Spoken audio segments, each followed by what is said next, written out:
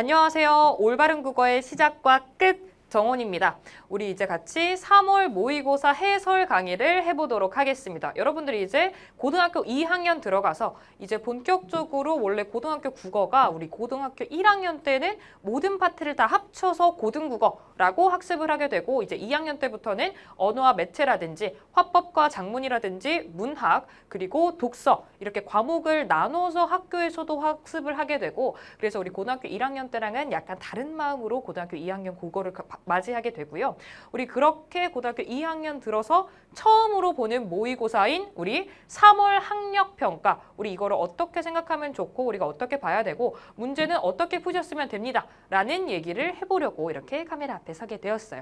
우리는 그래서 같이 오늘 3평 해설 강의를 같이 해보도록 할 거고 우선 본격적으로 이제 하나하나 파트별로 문제들 좀 주요 문항이라고 생각되는 것들을 보기 전에 전체적인 얘기를 먼저 하고 들어가 보도록 하겠습니다. 우선 방금 말했던 것처럼 우리 1학년 때와 다르게 고등학교 2학년 때부터는 우리 학교에서도 당연히 과목을 나눠서 국어를 파트별로 분화해서 학습을 하게 되고 여러분들도 당연히 알고 계시겠지만 공통 과목이 있죠. 우리 문학과 비문학 독서가 공통 과목 그리고 언어와 매체와 화법과 작문을 선택해서 여러분들은 수능을 보게 됩니다. 맞죠? 우리 학교에서도 그렇게 학습을 하게 되고 근데 여러분도 풀어봤으니까 알 거야. 우리 3월 학력평가 같은 경우는 우리 그렇게 나오지 않고 개정 이전의 수능처럼 그냥 한 번에 묶어서 시험을 냈습니다. 맞죠?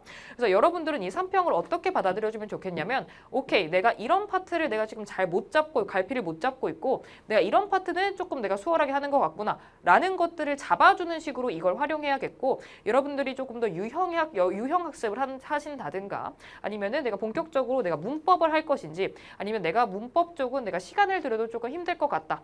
나는 화법과 작문을 정확하고 신속하게 하는 것을 조금 해주는 게 나을 것 같다. 라는 걸로 어떤 그 판단의 지표로 써주면 되는 게 바로 이 3평이 되겠습니다. 물론 우리 실제로 수능에서 여러분들이 보게 될 유형 같은 경우는 우리가 선택 과목을 선택해서 보는 시기이기 때문에 우리 2021년도에 있었던 2021년에 시험을 봤던 우리 그런 기출들을 통해서 조금 학습을 해주면 좋을 것 같고 그래서 우리 이거는 개정 전의 유형이기 때문에 내가 이 파트는 내가 어떻게 잘하고 있고 내가 이 파트는 못하고 있구나 라는 것들을 조금 잡아주시면 되겠어요. 우리 그리고 또 하나 정말 특이점이 있었던 것 우리 이번 3평 고등학교 2학년 시험 같은 경우는 문학이 독서보다 더 어려웠다라고 말을 할 수 있겠습니다. 우리 아무래도 국어 파트에서 학생들이 당연히 힘들어하는 거 너네가 가장 힘들어하는 거는 당연히 독서 파트입니다. 독서 파트에서 대가리가 깨지죠. 왜? 내가 제대로 알지 못하는 것들을 이게 뭔가 눈으로 가시적으로 보여주는 것도 아니고 누가 앞에서 영상으로 설명해 주는 것도 아니고 줄글로 정보를 때려서 전달하고 있기 때문에 힘든 게 바로 독서 파트죠. 우리 근데 독서 파트가 생각보다 굉장히 무난하고 조금 쉽고 명확하게 그리고 딱 받아들이기 어렵지 않게 출제가 됐습니다. 우리 그래서 독서보다는 문학 파트에서 조금 더 오답률이 높은 것들이 많이 나왔을 것이다 라는 것이고 그리고 이 말은 곧 무슨 얘기냐면 애들은 당연히 독서를 힘들어하는데 독서보다 문학이 힘들다고 말할 만큼 독서가 쉽게 나왔다?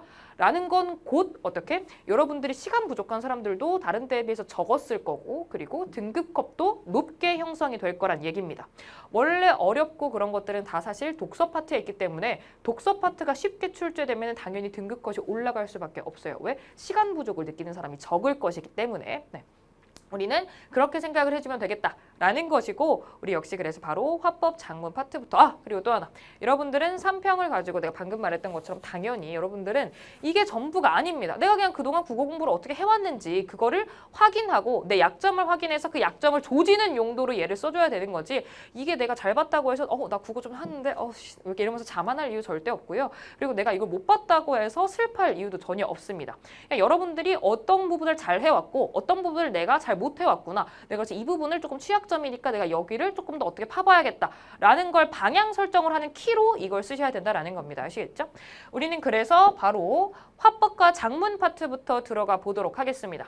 우리 화법과 작문 파트의 첫 번째 부분인 우리 대체로 화작 파트에는 가장 먼저 화법 문제가 출제가 되고 그 다음에 화법과 작문을 융합한 문제, 복합 문제가 출제가 되고 우리 그 다음에 이제 작문 파트가 출제가 된다. 이런 식으로 3개 정도가, 3세트 정도가 출제가 되는데 가장 먼저 있던 화법 파트를 우리는 함께 보도록 할게요.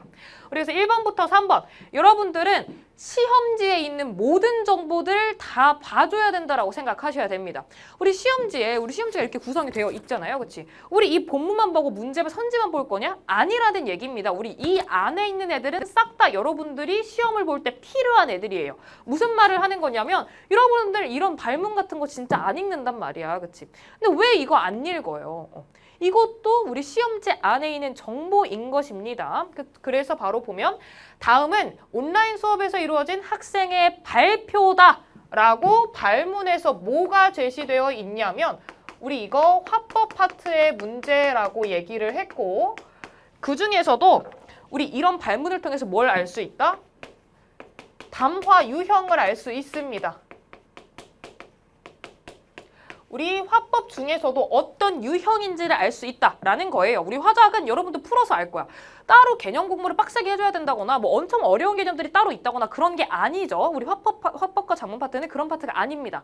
근데도 화법과 작문 파트를 틀리는 사람들이 있단 말이지. 우리 그 말들은 뭐냐면 제대로 정보를 처리를 못하고 내가 정보를 놓치는 게 있다라는 얘기입니다. 본문도 어렵지 않고 개념도 따로 크게 어려울 게 없는데 내가 틀린다라는 건 뭔가를 놓치는 거죠. 그리고 또 하나, 우리 국어 시험 그리고 시험의 특징이 뭐예요? 타임 어택이라는 겁니다. 타임 어택이라는 거에 쫄려서 내가 뒤에서 문학이랑 어떤 것들, 비문학 독서 같은 거 풀어줘야 되니까 내가 쫄리는 거야.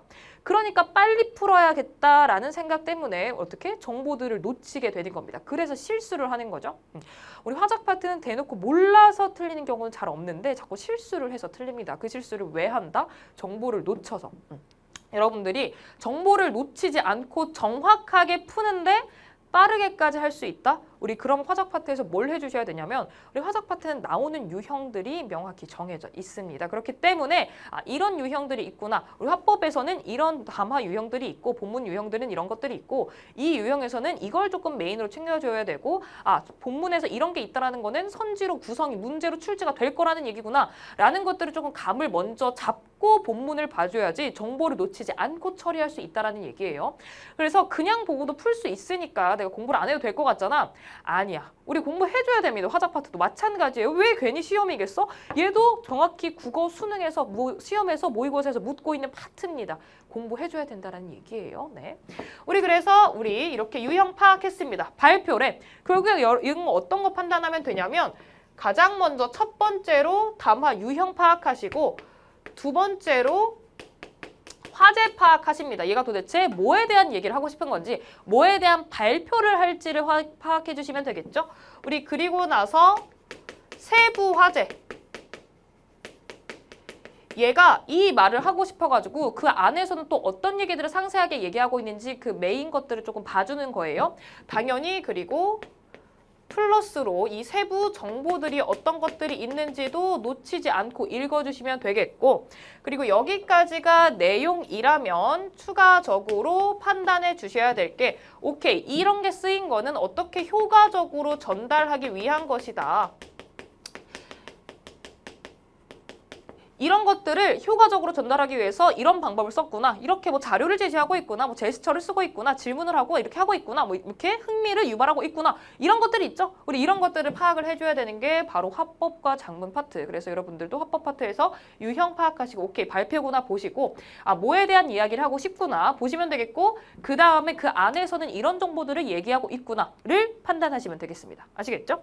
그래서 간단하게 빠르게 한번 본문 보도록 하겠습니다. 안녕하세요. 손동작하며 우리 이렇게 손동작을 한다라는 것은 이런 건 제스처에 해당한다라고 볼 수 있겠죠. 우리 제스처를 뭐라고 얘기를 하냐면 어떤 표현과 관련되어 있지만 언어적인 것은 아닌 애들. 우린 그래서 얘를 비언어적 표현이라고 합니다. 맞죠? 역시 여러분들이 잘 봐줘야 될 거는 비언어적 표현이라는 것과 준언어적 혹은 반언어적이라고도 합니다. 우리 얘네들의 어떤 개념어는 조금 알고 계셔야겠다라는 거고 우리 이렇게 제가 한 동작이 무엇인지 아시나요? 이렇게 질문하고 있는 것도 봐주시면 됩니다. 효과적으로 뭔가 처음 발표를 시작할 때 조금 이렇게 흥미를 유발하고 여러분 나 좀 봐봐. 내 얘기 좀 들어봐봐.를 하려고 이렇게 질문을 하고 대답을 하는 걸 거 아니야. 그치? 대답을 듣는 거겠죠. 우리 그래서 이런 것들 좀 봐주시면 되겠습니다. 그렇게 채팅창의 반응을 보고 오케이 맞습니다. 자료 제시 이렇게 대답도 했고 질문하고 대답을 했고 그 다음에 자료 제시하고 있는 파트들은 조금 잘 봐주셔야겠습니다. 왜? 우리 괄호 치고 있는 식으로 이런 손동작하며 혹은 채팅창의 반응을 보고 혹은 자료 제시 이렇게 되어 있는 것들은 화작 파트에서 문제에 나온다는 얘기입니다. 우리 그래서 이런 데를 잘 봐줘야 돼요. 이렇게 자료를 보여주면서 지금 화면에 공유하고 있는 동작인데요. 안녕하세요라는 의미의 수어 인사입니다. 오케이, 이 사람이 한 손동작이 수어를 한 것이구나 라고 봐주시면 돼요. 역시 수어는 수화 언어의 준말인데요. 라는 식으로 우리 수어라는 표현을 이렇게 정의를 알려주고 있습니다. 그렇죠? 우리 최근 비접촉 인사법으로 수어를 사용하자는 캠페인이 있었습니다. 우리 그 캠페인을 보고 수어에 대한 관심이 생겨 발표 주제로 정하게 됐습니다. 왜 내가 이렇게 발표를 하게 됐는지 이거에 대한 배경을 설명하고 있는 거죠. 우리 그럼 지금부터 수어에 대해 발표하겠습니다. 라고 오케이 나 이제부터 발표 시작할 거야. 우리 발표 시작하기 전에 인사하고 어떤 흥미 유발하고 우리 그리고 나서 수어에 대한 설명 간단하게 정의 간단하게 설명을 했고 우리 이런 식으로 발표 시작하고 있구나. 라고 봐주시면 되겠어요. 우리 그리고 이런 거 보면 알겠지만 우리 비접촉 인사법 이런 것들 왜 나오겠어 모의고사에 이거 코로나19 상황 반영해서 그런 것 아니겠습니까? 그렇죠? 여러분은 그렇게 시험에는 어떤 시의적인 것들이 반영되기 마련입니다. 우리 비문학 독서 지문 제재도 마찬가지고 우리 그런 것들이 어느 정도 반영이 돼요. 다음 문단 보도록 할게요. 수어에서 의미를 만들어내는 요소로는 수어에서 의미를 만들어내는 요소래 아까 수어의 개념에 대해서 얘기를 했으면 이번에는 의미 구성 요소를 얘기하겠구나라고 어떤 것들 세부 화제 뽑아내 주시면 됩니다. 우리 그거는 수지 기호와 비수지 기호가 있대요. 우리 그 중에서 수지 기호래. 오케이. 이 둘 중에서 수지 기호 먼저 얘기하겠구나라고 하고 수지 기호에 대해서 보시면 되겠어요. 수지 기호는 손의 모양, 위치, 움직임 등을 통해 의미를 나타내는 걸 우리는 수지 기호라고 한대요. 가령이라고 하니까 설명하기 위해서 이거 설명을 조금 돕기 위해서 예시 설명하는 거겠다. 보고 계신 화면처럼 우리 아까 제시했던 화면 그대로 쓰고 있구나 봐주시면 됩니다. 그치? 보고 계신 화면처럼 오른손으로 왼팔을 쓸어내린 다음 두 주먹을 가슴 앞에서 아래로 내리면 오른손은 이거 있죠. 이렇게 있는 거죠. 그렇죠? 우리 이러면 안녕하세요 혹은 안녕히 계세요를 의미하는 수어 인사가 됩니다. 우리 손의 모양, 위치, 움직임 그거에 대한 설명이고 이게 그래서 이런 의미를 가져요 라는 것들을 설명을 해준 거죠. 예시를 통해서. 우리 수지 기호에 따라 전달하려는 의미가 달라지는데요. 다음 화면에서 이를 확인할 수 있습니다. 역시 우리 방금까지 첫 문단에서 제시됐던 화면 그대로 제시하고 있는 거였고 여기까지 우리 이후로 다른 화면을 또 이제 자료를 제시하고 있겠다라고 이거 봐주시면 되겠어요.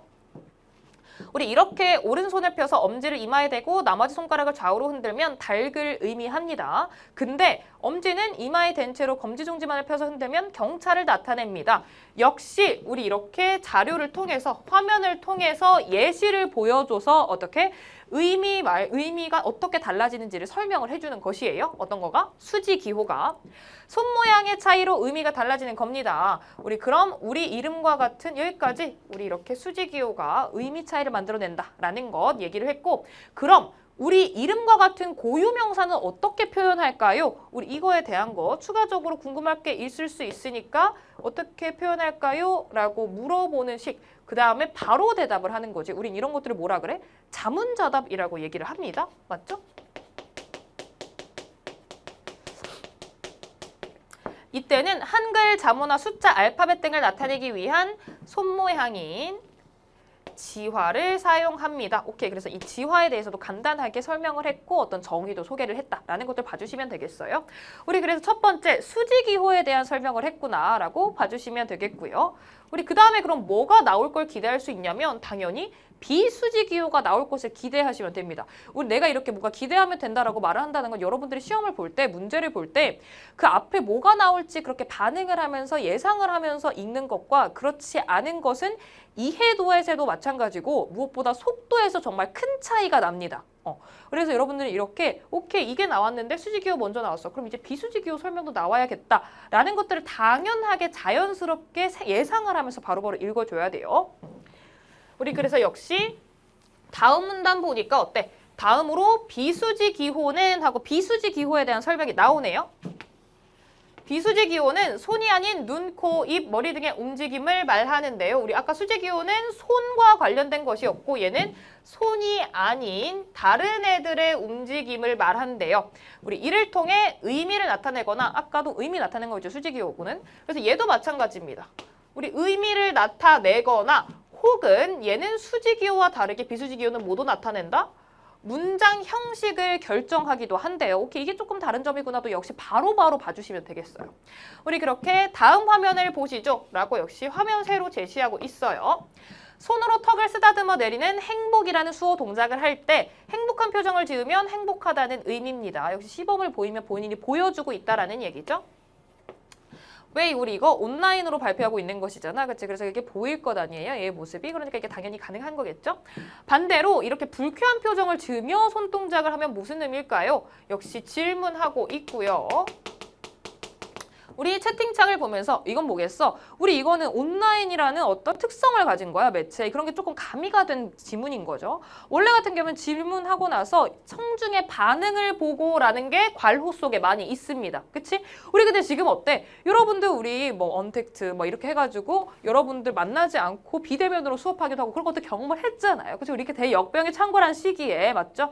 우리 그래가지고 어떤 거 우리는 경험을 해봤잖아. 그래서 이게 바로 청중의 반응을 확인하고와 똑같은 얘기입니다. 이해가 되시죠? 네, 맞습니다. 청중의 반응 확인했어. 그다지 행복하지 않다는 의미입니다. 우리 이처럼 비수지 기호에 따라 의미가 달라지는 거. 우리 역시 얘네가 뭐였다? 이 자료를 통해서 예시를 보여준 거야. 의미가 달라지는 걸 알 수 있습니다. 라고 얘기를 했고 첫 번째, 의미 나타내거나에 대한 설명을 했잖아. 그럼 또 뭘 기대할 수 있어? 그 다음 문장부터는 뭐가 나오겠어? 문장 형식을 가르는 걸 또 나타내겠죠. 설명을 해줄 것이에요. 우린 그런 것들 당연히 예상하면서 반응하면서 봐줘야 됩니다. 글을. 비수지 기호는 문장 형식을 결정하는 기능을 하기도 하는데요. 역시나 나왔어. 화면에서와 같이 행복을 의미하는 손동작과 함께 눈썹을 올리며 눈을 크게 뜨고 턱을 당기면 행복하니? 라는 의문문이 됩니다. 우리 그렇게 의문문으로 나타낼 때 어떤 걸 쓴다? 뭐 이런 방법을 쓴다 라고 하는 것이죠. 역시 시범을 보이고 있고요. 다 함께 따라해 봅시다 라고 얘기를 하고 있습니다. 그쵸? 여기까지 이제 비수지 기호에 대해서까지 얘기를 나눠봤어. 그러니까 이제 정리를 하겠지. 마지막 문단에서는 어떻게 정리하고 있어요? 지금까지 수어의 수지 기호와 비수지 기호에 대해 살펴봤는데요. 수어에 대해 더 알고 싶은 분은 제가 참고한 국립국어원 누리집과 이거 본인이 참고한 어떤 자료의 출처 얘기하고 있는 것이고요. 수어 통역사 땡땡의 인터넷 수어 강의를 보시면 도움을 받을 수 있습니다. 라고 정보 제시해주고 있습니다. 우리 다 같이 수어 인사를 하면서 마칠까요? 하면서 마무리하고 있어. 태진들 보고 어떻게 인사를 하냐는 질문이 올라왔는데요. 역시 반응을 하고 있는 것입니다. 어떻게? 이거 청중을 보고 확인하고 있는 것이지. 그치? 그거를 이게 온라인이라는 특성이 가미가 돼서 이렇게 표현이 다르게 된 겁니다. 우리 제가 처음에 알려드린 수어 인사를 하면 됩니다. 우리 처음에 가장 먼저 나왔잖아. 안녕하세요. 나왔어요. 그쵸? 이렇게 해가지고 이렇게 하는 거. 그리고 수어 인사를 하고 이제 이상 발표를 마치겠습니다. 이렇게 인사를 마친 다음에 이 발표를 마치고 있다라고 봐주시면 되겠습니다. 아시겠죠? 우리 그래서 이렇게 구성이 되어 있는 게 우리 첫 번째 화법 지문이었고요. 그래서 여러분들은 물론 너무 간단하니까 이게 왜 설명을 하나 싶을 수 있어. 근데 무슨 얘기를 하는 거냐면 내가 이렇게 앞에서 주저리 한 것들은 여러분들이 읽는 동시에 머릿속에 떠올려 주시면서 읽어 주셔야겠습니다. 그리고 화법과 작문 정말 간단하고 개념 크게 어려울 거 없고 본문도 크게 어려울 게 없다는 얘기잖아. 그건 곧 무슨 얘기겠습니까? 틀리면 안 된다라는 얘기예요. 절대 틀리면 안 되는 파트가 바로 화법과 작문 파트야. 왜냐하면 여러분들 안타깝게도 우리 비문학 독서와 문학이 썩 그렇게 쉽지 않습니다. 우리 뒤에서 틀릴 만한 문제들이 많이 있어요. 만약에 틀린다 하더라도 안 틀리면 좋겠지만 100점 맞으시면 아주 좋겠지만요. 만약에 틀린다면 그런 데서 틀려야지 여기서 틀릴 건가요? 아니잖아요. 그래서 이렇게 명확하게 정보 놓치는 것 없도록 잘 잡아가면서 읽어주셔야겠어요. 우리 그렇게 보면 되겠고 역시 문제 딸려있는 거 간단하게 풀이해 보도록 하겠습니다. 위 발표에 대한 설명으로 적절하지 않은 것은 고르자고 하네요. 우리 아는 것은 할 때 세모 치는 습관은 계속해서 습관 들이시면 되겠습니다. 내신이든 뭐 어떤 모의고사든 수능이든 어떤 시험이든 이렇게 하세요.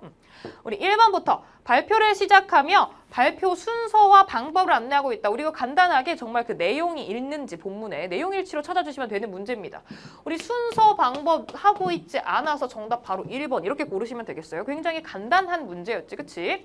우리 그리고 나서 2번 바로 2번으로 넘어가 보도록 할게요. 이것도 역시 마찬가지야. 뭐 크게 추론하거나 할 것들이 화법과 작문에 없으니까 이거는 어떤 거? 자료 활용과 관련돼서 본문과 대응해주면 되는 것이다 라는 거예요. 우리 만약에 화법과 작문 파트에서 나오는 어떤 게 조금 좀 까다롭냐라고 하면 단연 자료 활용 파트가 조금 까다롭겠습니다. 자료 아까 가로치고 자료 제시 이런 식으로 계속 되어 있었잖아. 그리고 밑에 문제 밑에 뭐가 그려져 있어? 우리 그림이 있네요. 자료 1, 2, 3 해가지고 맞지? 우리 이거를 본문에 어디에 연결시켜서 어떤 식으로 활용할 거고 어떤 효과로 쓸 거야 라고 하는 걸 물어보겠다는 게 바로 이런 자료 활용 물어보는 그런 유형의 문제입니다. 우리 이것도 하나의 대표적인 화법과 작문 파트의 어떤 거다? 문제 유형이다 라고 봐주시면 되겠고 자료 활용은 생각보다 까다롭습니다. 화법과 작문에서 틀린다면 주로 이런 문제가 많이 틀리시죠? 그래서 역시 적절하지 않은 것을 보라고 하재요. 고르라고 하네요. 우리 1번부터 자료 2를 활용하여 수어 인사에 대한 소개로 발표를 시작하고 있다. 우리 이거 자료 제시하면서 이렇게 인사 발표 시작하고 있는 거 보셨잖아요. 바로 본문 대응해 주시면 됩니다. 이런 것들은. 2번 자료 2를 활용해 수어의 의미를 나타내는 수지기호의 요소를 소개하고 있다. 우리 어때? 이거 요소 소개하고 있었잖아. 그치? 우리 그래서 역시 이거 봐주시면 되겠고요. 우리 이거는 1번과 1번 첫 번째 문단 그리고 두 번째 문단 봐주시면 되겠습니다. 그쵸? 우리 이것도 마찬가지로 첫 번째 문단 봐주시면 되겠고요. 우리 3번 자료 2를 활용해 수지기호에 따라 수어의 의미가 달라질 수 있음을 알려주고 있다. 어때? 얘도 맞지요. 우리 이거 몇 번째 문단 보면 알 수 있어. 우리 두 번째 문단에 열심히 설명해놨잖아. 수지기호. 그쵸? 우리 그거 보시면 됩니다. 4번 자료 3을 활용해 비수지기호만으로 행복하니? 라는 의문문을 만드는 방법을 설명하고 있다. 우리 이거 제대로 읽었으면 절대 틀리지 않았을 거야. 뭐라고? 우리 이렇게 만드는 건 뭐였어? 우선 수지기호가 있고 거기에 비수지기호가 더해져서 문장의 형식을 알려준다. 그래서 의미를 가지게 되고요. 의미에다가 비수지기호를 통해서 문장 형식이 결정이 된다라고 얘기를 했어. 그래서 이게 합쳐져서 전달이 된다라고 얘기를 했는데 여기 선지 뭐라고 구성되어 있어? 비수지기호만으로라고 구성이 되어 있네요. 그렇죠? 우리 그래서 이거 정답은 4번이다라고 고르시면 되겠어요. 그렇죠? 우리 그래서 마지막 같은 경우는 역시 3문단 보시면 이 내용 그대로 있죠? 마지막 부분에 이렇게 할 것을 하면서 마무리하고 있잖아. 그래서 여러분은 답 이렇게 고르시면 되겠다라는 거고 우리 이렇게 정보를 놓치면 안 되겠다라는 얘기예요. 어려울 건 전혀 없는데 자꾸 정보를 놓쳐서 화법과 작문 문제 틀려. 우리 그러면 절대 안 되니까 어떻게? 처음 읽을 때부터 이게 그냥 너네가 긴장을 하고 너무 급하게 읽고 그래서만 정보를 놓치는 게 아니라 내가 유형이나 이런 것들을 제대로 파악하지 않고 읽을 때 정보를 하나하나 다 곱씹어가면서 보지 않아서 이게 틀리는 거야. 그래서 여러분들은 그렇게 접근해 주셔야겠다라는 겁니다. 정독 제대로 하셔야 돼요. 물론 이게 정독을 잘해서 나중에 빨라질 수는 있겠으나 빠르게 푸는 방법을 찾진 마세요. 나중에 내가 정독 제대로 하고 글 제대로 읽는 것들이 연습 잘 되잖아? 그럼 알아서 내가 제대로 빠르게 문제를 풀 수 있는 요령이 알아서 생겨. 너네만의 방법, 어떤 루틴, 그리고 어떤 수능적인 움직임 그런 것들이 체화가 이미 되어 있을 거야. 뭐가 잘 되어 있으면? 정독하는 게 제대로 잘 되어 있으면 그렇습니다. 근데 자꾸 정독하는 것도 제대로 못하는데 자꾸 어떻게 하면 빠르게 풀지 알고 이렇게 뭐 문제 먼저 보고 선지에 있는 거 바로 내용을 찾는다든지 어렵지 않으니까 화작에서 그러니까 자꾸 정보 놓치는 겁니다. 우리 그렇게 하시면 안 되고 언제나 우리는 어떻게 하셔야 된다? 우리 시험지가 이렇게 있으면 우리 당연히 왼쪽부터 오른쪽 아래로 이렇게 읽어 가시는 게 맞습니다. 시험지는 2단 구성으로 되어 있지 이렇게 읽고 그 다음에 여기 보는 거야. 우리 먼저 본문 나와 있고요. 그 다음에 문제가 딸려 있습니다. 문제 구성이 그렇게 되어 있죠. 무슨 얘기야? 본문 제대로 읽으라는 얘기입니다. 그래서 뭐 본문을 안 읽고도 풀 수 있지 않을까요? 라고 말하는데 우리 그걸 하기 전에 제대로 내가 본문 읽고 하는 걸 먼저 잡으시고 나중에 그런 걸 고민하셔야지 사실 애초에 그게 필요하다고 생각하는 사람도 아니에요. 네. 언제나 나는 본문을 먼저 제대로 읽으면 나중에 문제 풀 때 속도 문제 해결이 다 될 거다라고 얘기를 합니다. 우리 그래서 여러분들 제대로 다 본문 읽는 게 필요하겠다라는 거고요. 우리 3번도 간단하게만 얘기를 해볼게요. 이거는 따로 어떤 문제 해설을 하기보다는 어떤 거? 그냥 이 문제 유형을 한번 얘기를 하려고 그냥 가지고 온 거다라고 봐주시면 되겠어요. 우리 이렇게 학생들의 반응 있지, 그치? 우리 이것 역시 어떤 화법과 작문, 특히 화법 쪽에서 어떤 것, 그 청자의 반응 관련해서 물어보는 문제 많이 나옵니다. 대표적인 유형이고 거의 대체로 모든 시험에서 이게 껴서 나오고 있어요. 우리 그래서 이것도 조금 잘 봐주시면 되겠다라는 것이고, 여러분들은 여기에 제시되어 있는 얘네랑 본문을 잘 대응시켜 주시면 됩니다. 네, 역시 꼼꼼하게 정보 놓치지 않고 하면 어렵지 않게 풀 수 있는 어떤 그런 문제 유형이다라는 거고, 여러분들이 그래서 화법과 작문 파트를 앞으로 공부를 하실 때 내가 뭐 화작이랑 사실 엄매를 이제 선택을 실시를 하셔야죠. 당연히. 근데 내가 화작을 한다라고 얘기를 하면 어떻게 해줘야 된다? 내가 문제 유형 어떤 것들이 있는지, 그리고 본문 유형은 어떤 것들이 있는지, 그리고 그거에 따라서 내가 본문에서 뭘 챙겨줘야 되는지를 조금 유형별로 좀 잘 봐주시고 꾸준히 계속해서 봐주는 게 가장 베스트입니다. 네. 조금씩 시간을 많이 들일 필요는 전혀 없는 파트니까 여러분들 시간은 문학, 문법, 그리고 비문학 독서에서 쓰시면 되고요. 많이 공부할 때 말하는 거야. 그리고 이 파트를 공부할 때 시간을 많이 들일 필요는 없지만 그래도 공부가 필요한 파트다라는 얘기예요. 우리 그렇게 봐주시면 되겠고요. 우리 화법과 작문 파트는 여기까지만 설명하는 걸로 하고 바로 다음에 우리 어떤 걸로 우리 문법으로 넘어가 보도록 하겠습니다. 그래서 문법 같은 경우는 이제 여러분들이 화법과 작문 그리고 문법 이렇게 화작문이 묶여서 우리 개정 이전의 수능 형태로 이렇게 문제가 나왔기 때문에 여러분들이 오케이 내가 문법은 내 생각에는 내가 이 길은 정말 내 길이 아닌 것 같아 라고 생각을 할 수도 있으니까 뭐 이런 것들을 조금 결정해주면 좋겠다. 이제 슬슬 결정을 하셔서 이제 좀 잡아주셔야 되죠. 내가 어쨌든 그리고 문법은 아무래도 고등학교 2학년 내신에서는 당연히 나왔을 것이고 그리고 1학년 때는 당연히 포함이 되어 있던 부분이고요.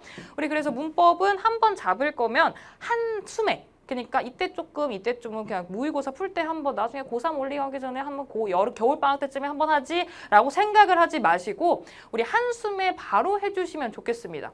우리 문법은 한번 개념학습을 제대로 해두고 내가 제대로 잡아두면 그러니까 결국에 무슨 말이냐 감을 한번 잡으면 잘 안 틀리고 빠르고 명확하게 넘어갈 수 있는 파트입니다. 잘 안 틀리고 우리 그래서 한번 잘 잡아주는 게 정말 중요해요. 그리고 또 그 잡는 거는 너무 길게 그냥 이때 조금 이렇게 하는 것이 아니라 한숨에 조금 딱 한눈에 그 틀이 좀 보이게 우리 그렇게 가주시는 게 중요하겠어요.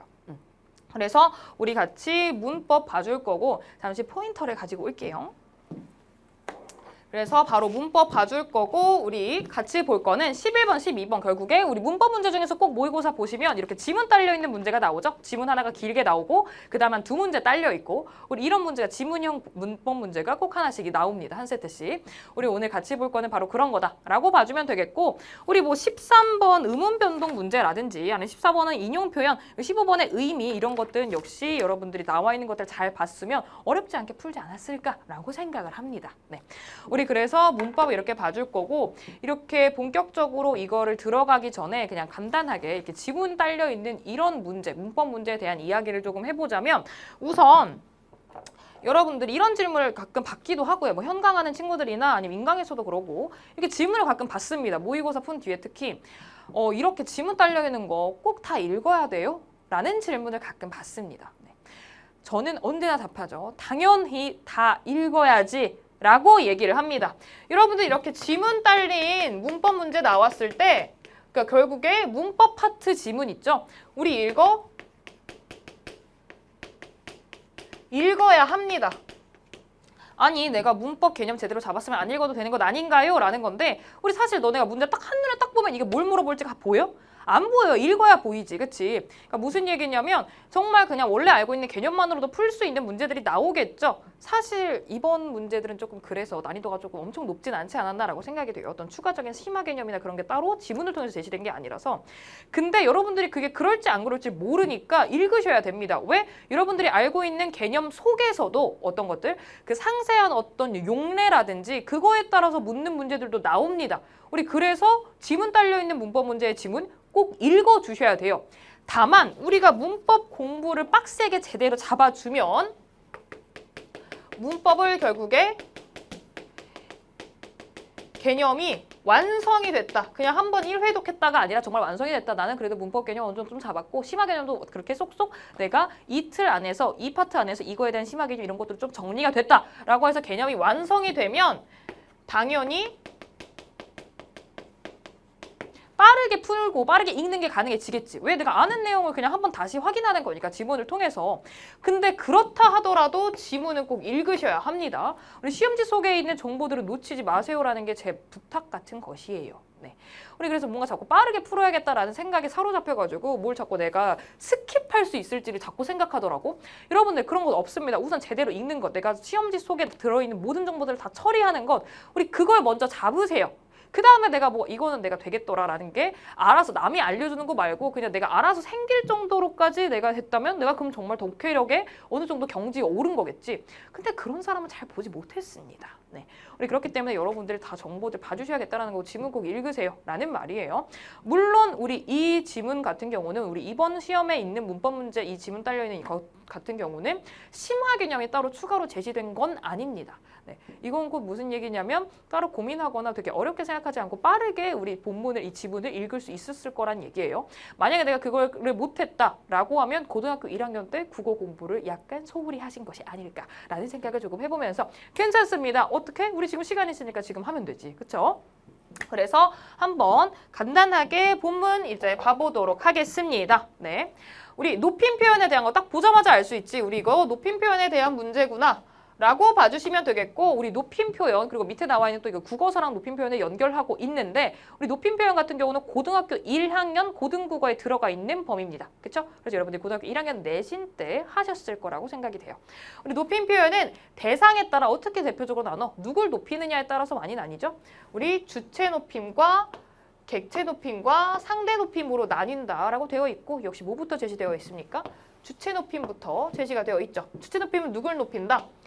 서술의 주체, 그리고 서술어의 주체를 높이는 것입니다. 결국 문장의 주어가 지시하는 대상을 높이는 것이다. 우리 결국에 이 서술의 주체에 대한 부가 설명이 바로 이 문장이라고 그냥 봐주시면 되겠어요. 그렇죠? 그렇게 현대국어의 우리 높임 표현 현대국어 얘기하고 있어. 현대국어의 주체 높임은 현대국어 파트야. 선어말 어미 시나 주격조사께서 특수어휘 이게 잡수다겠죠? 계시다 등을 통해 실현된다. 결국에 선어말 어미를 통해서 혹은 주격조사 통해서 혹은 특수어휘를 통해서 실현이 된다라고 봐주시면 되겠죠. 그렇죠? 우리 중세국어의 높임 표현, 주체 높임도 우리 현대국어 나왔는데 중세국어도 나왔네. 이거 무슨 얘기야? 우리 이 문제 어떤 것을 낼 것이다? 높임 표현과 국어사 파트 결국에 중세국어를 같이 낼 것이다. 연결해서 낼 것이다 라는 점에 나와 있는 문제인 것입니다. 그렇죠? 여러분들 이거에 대한 거는 뭐 지금 이제 얘기를 하고 있는 거고, 우리 국어사 있잖아. 그치? 우리 국어사를 어렵게 생각하는 친구들이 많아. 왜? 생긴 게 보기 싫어요. 그렇죠? 우리가 현재 쓰는 말이 아니잖아. 우리가 일상적으로 쓰고 있는 말들이 아니라고. 그러니까 보기가 싫습니다. 그냥 생김새 자체가 싫은 것이에요. 근데 우리가 인간을 외모로 판단하면 안 되듯, 그치? 우리가 그리고 어떤 존재들 겉으로 판단하시면 안 되잖아요. 그렇죠? 걔가 가지고 있는 어떤 본질의 것, 어떤 내재적인 것, 이런 것들을 통해 우리가 판단을 해줘야 되는 거지. 겉으로 판단을 하면 안 돼. 우리 얘도 마찬가지예요. 그냥 생긴 거 가지고 판단하지 말란 얘기야. 무슨 얘기냐면 국어사는 국어사를 따로 하나의 새로운 개념으로 파악하는 공부하는 그런 파트가 절대 아닙니다. 국어사는 어떤 파트냐? 너네가 현대국어 제대로 공부했니? 를 물어보는 파트가 바로 국어사 파트예요. 왜냐하면 국어사는 어차피 그걸 다 준단 말이야. 우리 이거 예문을 다 주고 현대 뭘 어떻게 공부를 하면 되는 거냐면 국어사는 현대국어와 비교하는 식으로 문제가 나옵니다. 언제나 똑같죠? 그렇기 때문에 너네가 현대국어 공부 잘했어? 그러면 이거 그냥 어차피 제시되어 있는 정보들 가지고 비교하면 돼 라는 게 바로 국어사예요. 그래서 물론 그 지점들을 조금 잡아주려고 따로 당연히 개념학습을 하는 거지만 결국에 그 개념학습도 기본적으로는 사실 개념어라든지 그런 것들이 현대국어와 다를 바가 없습니다. 그래서 현대국어 공부를 너네들이 제대로 했다면 국어사 파트 절대 어렵지 않게 할 수 있어요. 그래서 결국에 여러분들은 현대국어 파트 잘 잡아주시면 되고, 그게 옛날에는 도대체 어땠는지 그걸 비교해가는 식으로 접근해주면 되는 게 바로 이 파트다라고 봐주시면 됩니다. 역시 그래서 본문에서도 마찬가지. 어떻게? 현대국어와 중세국어 비교하시면 돼요. 현대국어는 이렇게 실현이 됐는데 뭐가? 주체 높임이. 우리 중세국어는 어떻게 됐냐? 얘도 현대국어랑 똑같이 선어말음이 있었고, 이거는 다르게 생긴 식으로 이렇게 샤로도 시 말고 샤로도 실현이 되었어요 라고 다른 점 말해줬네요. 그렇죠? 또한 좌시다, 겨시다 등의 높임을 나타내는 특수어휘도 존재했다. 우리 특수어휘 이런 걸 지금 쓰지는 않지만 뭐래? 우리 이렇게 특수어휘 지금 있는 것과는 약간 다르지만 이거 잡수다, 계시다가 좌시다, 겨시다일 거 아니야? 그치? 우리 약간 다르지만 어떻게 똑같이 있었다라고 봐주시면 되겠죠. 우리 그래서 주체 높임에 대해서 현대국어와 우리 중세국어 봤어. 우리 이제 뭐가 나오겠어요? 또 부연 설명들이 나오겠죠? 주체 높임은 일반적으로, 원래 주체 높임 일반적으로 어떤지에 대한 설명을 하고 있네. 주체의 나이가 화자보다 많거나 사회적 지위 등이 화자보다 높을 때 실현된다. 우리 일반적으로 어떨 때 실현되는지 그 경우에 대해서 얘기하고 있어. 하지만 얘는 지금 뭘 말하고 싶은 거겠어? 이런 일반적인 경우 말고 다른 경우가 있다. 그 경우가 뭐냐면을 말하고 있는 것이겠죠.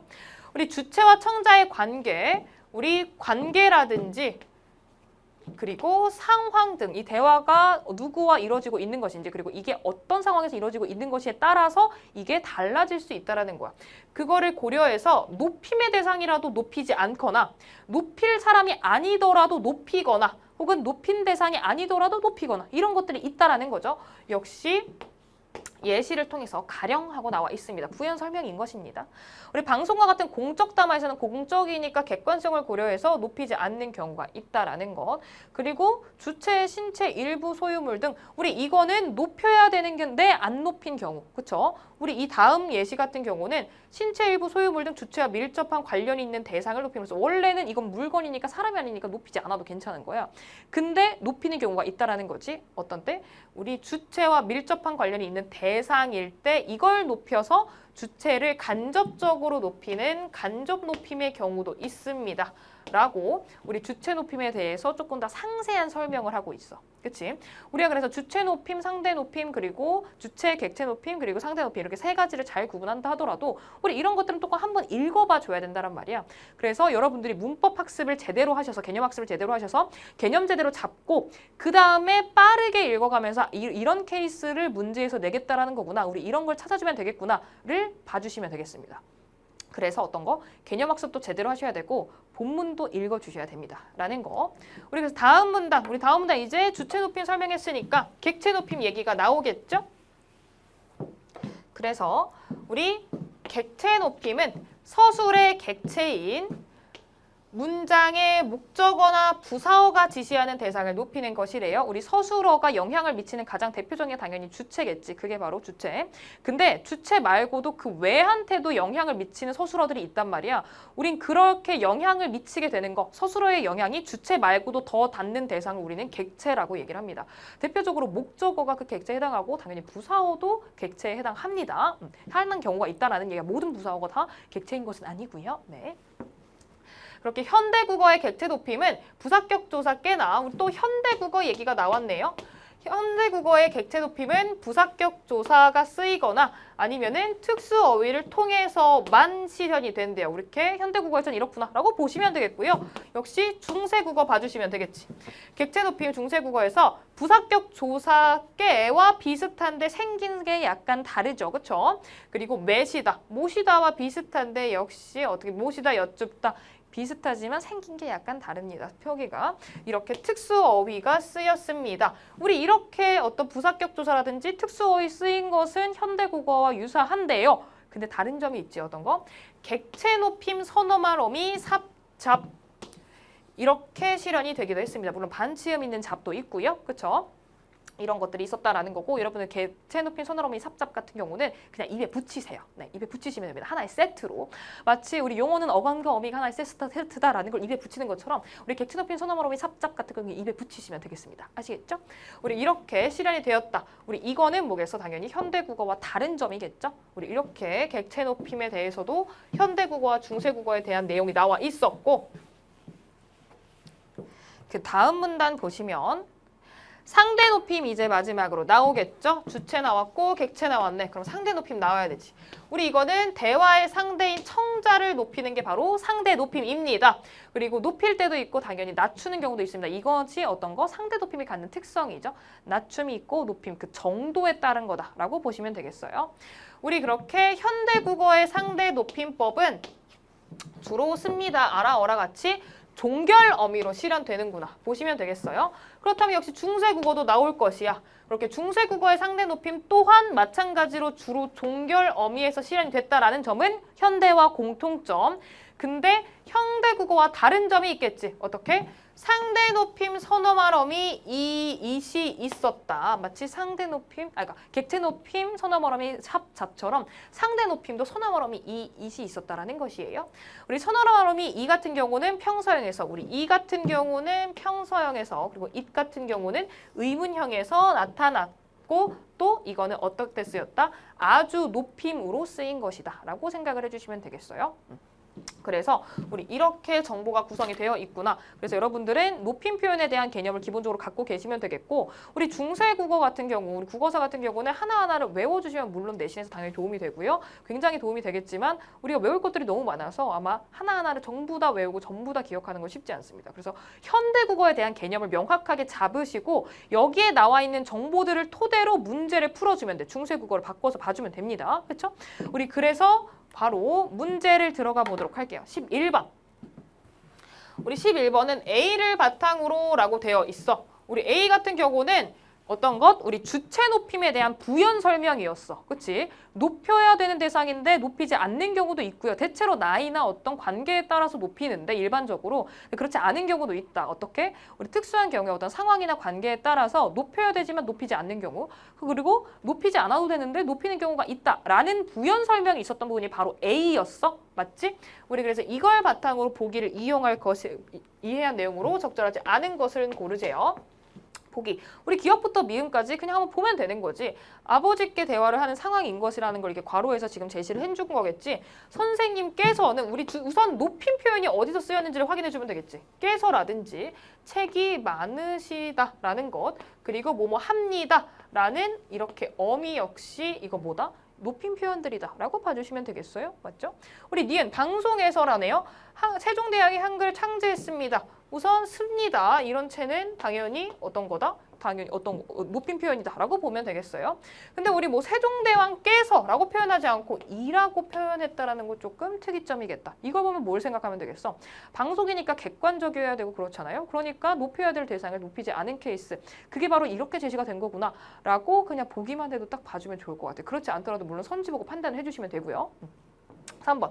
수업의 선생님이 발표할 어린이는 손 드시면 됩니다. 우리 어린이지만 수업이라는 상황인 거야. 우리 그래서 손을 드셔라, 드시라 라고 들라라고 말 안 하고 들면 됩니다가 아니라 드시면 됩니다 라고 얘기하고 있는 거죠. 이 니다도 역시 높임 표현. 그리고 어린 손자에게 너희 엄마는 언제 출근하셨니? 라고 얘기하고 있는 겁니다. 우리 어린 손자에게 결국에 할머니나 할아버지가 말씀하시는 거겠죠. 우리 할머니나 할아버지 입장에서는 이 너희 엄마 결국에 뭐 자기에게 너희 엄마라고 하는 거 보니까 뭐 자기 자식이 될 수도 있고 며느리가 될 수도 있겠고 그렇겠죠. 우리 그런 경우에 그걸 그렇게 말하는 건 뭐야? 이 관계 사실 할머니나 할아버지 입장에서는 자기 윗사람이 아니야. 이 엄마가. 근데 듣는 손자 입장에서는 엄마가 뭐예요? 높은 사람인 거야. 우리 그래서 출근하셨니라고 시 껴준 거 봐주시면 되겠어요. 그쵸? 그리고 미음. 할아버지께 아버지는 아직 병원에 가지 않았습니다. 가시지 않았습니다. 이런 식으로 하지 않은 이유. 그거 뭐겠어? 할아버지 입장에서 아버지는 높은 사람이 아니야. 내 입장에선 당연히 아버지가 손윗 사람이니까 높여야 될 대상이지만 할아버지 입장에선 그게 아닙니다.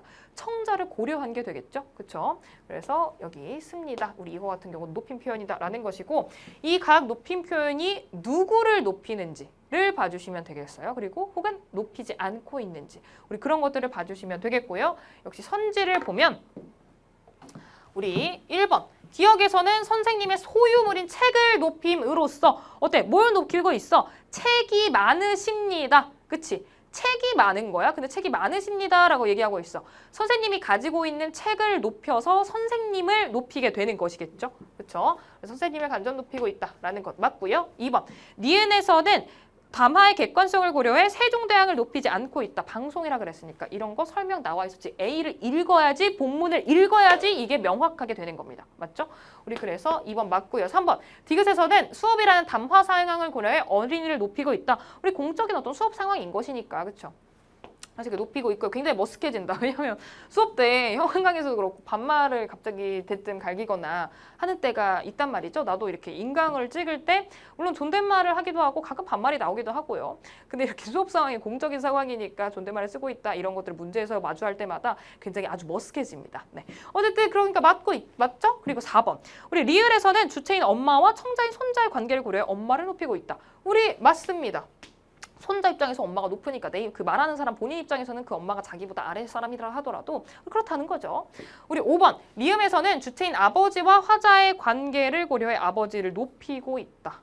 우리 아버지를 높이고 있지 않습니다. 그치? 우리 여기 보면 아버지는 아직 병원에 가지 않았습니다. 우리 할아버지한테 이 말을 하고 있는 거잖아. 할아버지 입장에서는 아버지를 높인 사람이 아니기 때문에 높은 사람이 아니기 때문에 관계 고려해서 높이지 않고 있다라고 가주셔야겠죠. 그치? 그래서 우리 여기에 있는 습니다 같은 경우는 청자인 할아버지를 높이는 표현인 것이야. 그치? 우리 그렇게 봐주시면 되겠다라는 것이고요. 우리 이렇게 11번 얘기해봤으니까 바로 12번으로 넘어가 보도록 하겠습니다. 만약에 까다로웠다면 당연히 11번보다는 12번이 까다로우셨겠죠. 왜? 우리 국어사니까요. 중세국어 물어보는 파트니까요. 그래서 여기 떡하니 뭐라고 붙어 있어? 3점 하고 붙어 있잖아. 그치? 여러분들이 근데 사실 아주 어려운 문제는 아니거든요. 왜냐하면 우선 여러분들 고등학교 1학년 내신에서 명확하게 들어가 있던 범주에 있었던 내신 고등학교 1학년 범위에 있는 개념이기도 하고 높임 표현 자체가 그리고 국어사 자체도 마찬가지고요. 그래서 잘 알고 있는 개념일 것 같아. 그래서 만약에 이걸 잘 모른다라고 하면 우선 개념 공부를 제대로 내가 안 했다라는 얘기예요. 그리고 또 하나는 그게 아니더라도 사실 본문에 있는 정보들이 명확하게 되게 상세하게 설명을 해놨기 때문에 본문에 있는 정보를 내가 제대로 안 봤다라고 하면 틀렸을 수 있어. 그래서 우리 이거 경우들 잘 나눠서 잘 봐줬으면 이렇게 풀 수 있었을 텐데 만약에 틀렸다면 그걸 놓친 것일 거다라는 얘기예요. 그래서 우리 개념과 본문에 제시되어 있는 정보들을 같이 결합해서 풀어줘야 되는 문제입니다. 네. 우리 그렇게 보시면 되겠고 우리 보기 보면 중세국어와 현대국어 같은 문장인데 이게 중세국어의 현대어 역이라고 생각을 하시면 됩니다. 그렇죠? 우리 대사가 하신 일이 아니면 누가 한 것입니까? 우리 이거 바로 보기통에서 선지통에서 보도록 할게요. 그렇죠? A. 우리 A와 관련된 거 두 개 먼저 1, 2번부터 보도록 할게요. 중서국어에서는 샤를, 현대국어에서는 시를 사용하여 우선 여기까지 봐봐. 어때? 샤 쓰고 있는 거 맞고요. 현대국어에서 시 쓰는 거 맞습니다. 하샨일 그거를 현대국어에서 하신일이라고 하잖아요. 샤, 시 이렇게 다른 형태로 실현이 되고 있구나. 중세국어와 현대국어 때 그렇게 봐주시면 되겠습니다. 그렇게 이게 뭘 높인다? 주체를 높이고 있다라는 것 맞다라고 봐주시면 되겠죠? 그렇죠? 그리고 2번 A 그대로 가주시면 됩니다. 중세국어에서는 현대국어에 없는 it을 사용하여 it을 사용했는지를 봐주면 되지. 어때?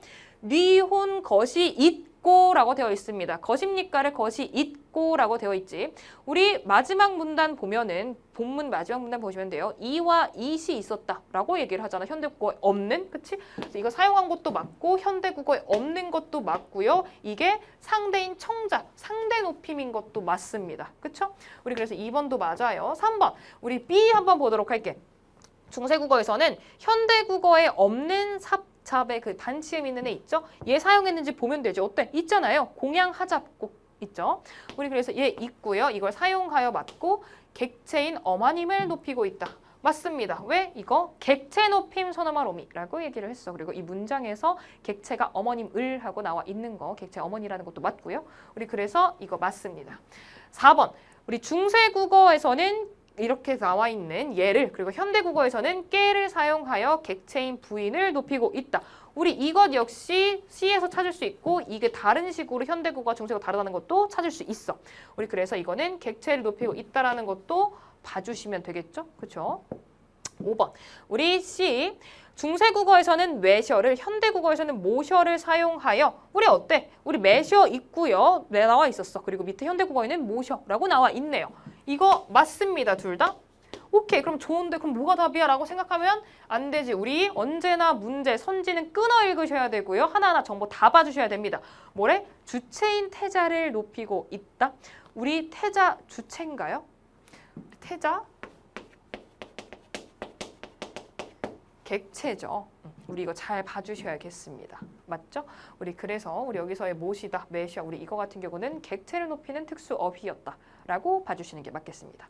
우리 그래서 정답은 몇 번이다? 5번이다 라고 고르시면 되겠어요. 우리 이렇게 풀면 되는 게 바로 12번 문제였다라는 거고, 역시 제가 문법 파트에서 말씀드리고 싶은 거는 어떤 것들? 지문 꼭 읽어라 라는 것.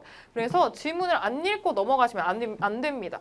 다만 당연히 근데 내가 문법 개념을 제대로 공부했다라고 하면 그 지문은 빠르게 넘어갈 수 있겠지. 그치? 근데 그 속도 차이가 있는 거지 우리 지문 자체를 날리는 것은 안 돼요. 우리 그리고 우리가 조금 꼼꼼하게 봐줘야겠다라는 것들.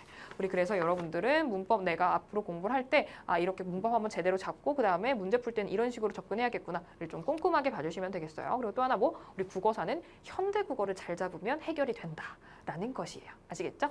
우리 그래서 여기까지 이제 문법 얘기를 해봤고, 이제 다음에 이제 독서 파트 한번 같이 봐보도록 하겠습니다. 그래서 독서 같이 볼 텐데, 우리 독서는 20번부터 25번 지문이랑 우리 같이 또 볼게 38번부터 41번 지문, 그래서 우리 인문 지문과 기술 지문을 같이 한번 봐보도록 하겠어요. 그래서 독서에 대한 얘기를 해보면 솔직히 말하면 너무 충격적으로 아니 이렇게까지 라고 생각이 들 정도로 꽤나 독서가 너무 평이하게 어떻게 말하면 좀 쉽게 출제가 됐다라고 말을 할 수가 있겠어. 물론 독서 이게 어떻게 쉽다고 말할 수 있어 라고 생각이 들 수 있어요. 왜냐면 독서 파트 자체가 힘들어. 그치? 왜냐하면 줄글로 많은 정보를 때려 하고 있으니까 당연히 그럴 수밖에 없는데, 그럼에도 불구하고 이 정도의 난이도 하면은 답들을 정말 명확하게 골랐을 것 같다. 그리고 뭔가 이해를 못하는 지점이 크게 있었을 것 같지 않다. 라는 지문들로만 구성이 되어 있더라고요. 그래서 아마 독서 파트가 시간이 충분했다라고 한다면 어렵지 않게 풀지 않았을까라고 생각이 들어요.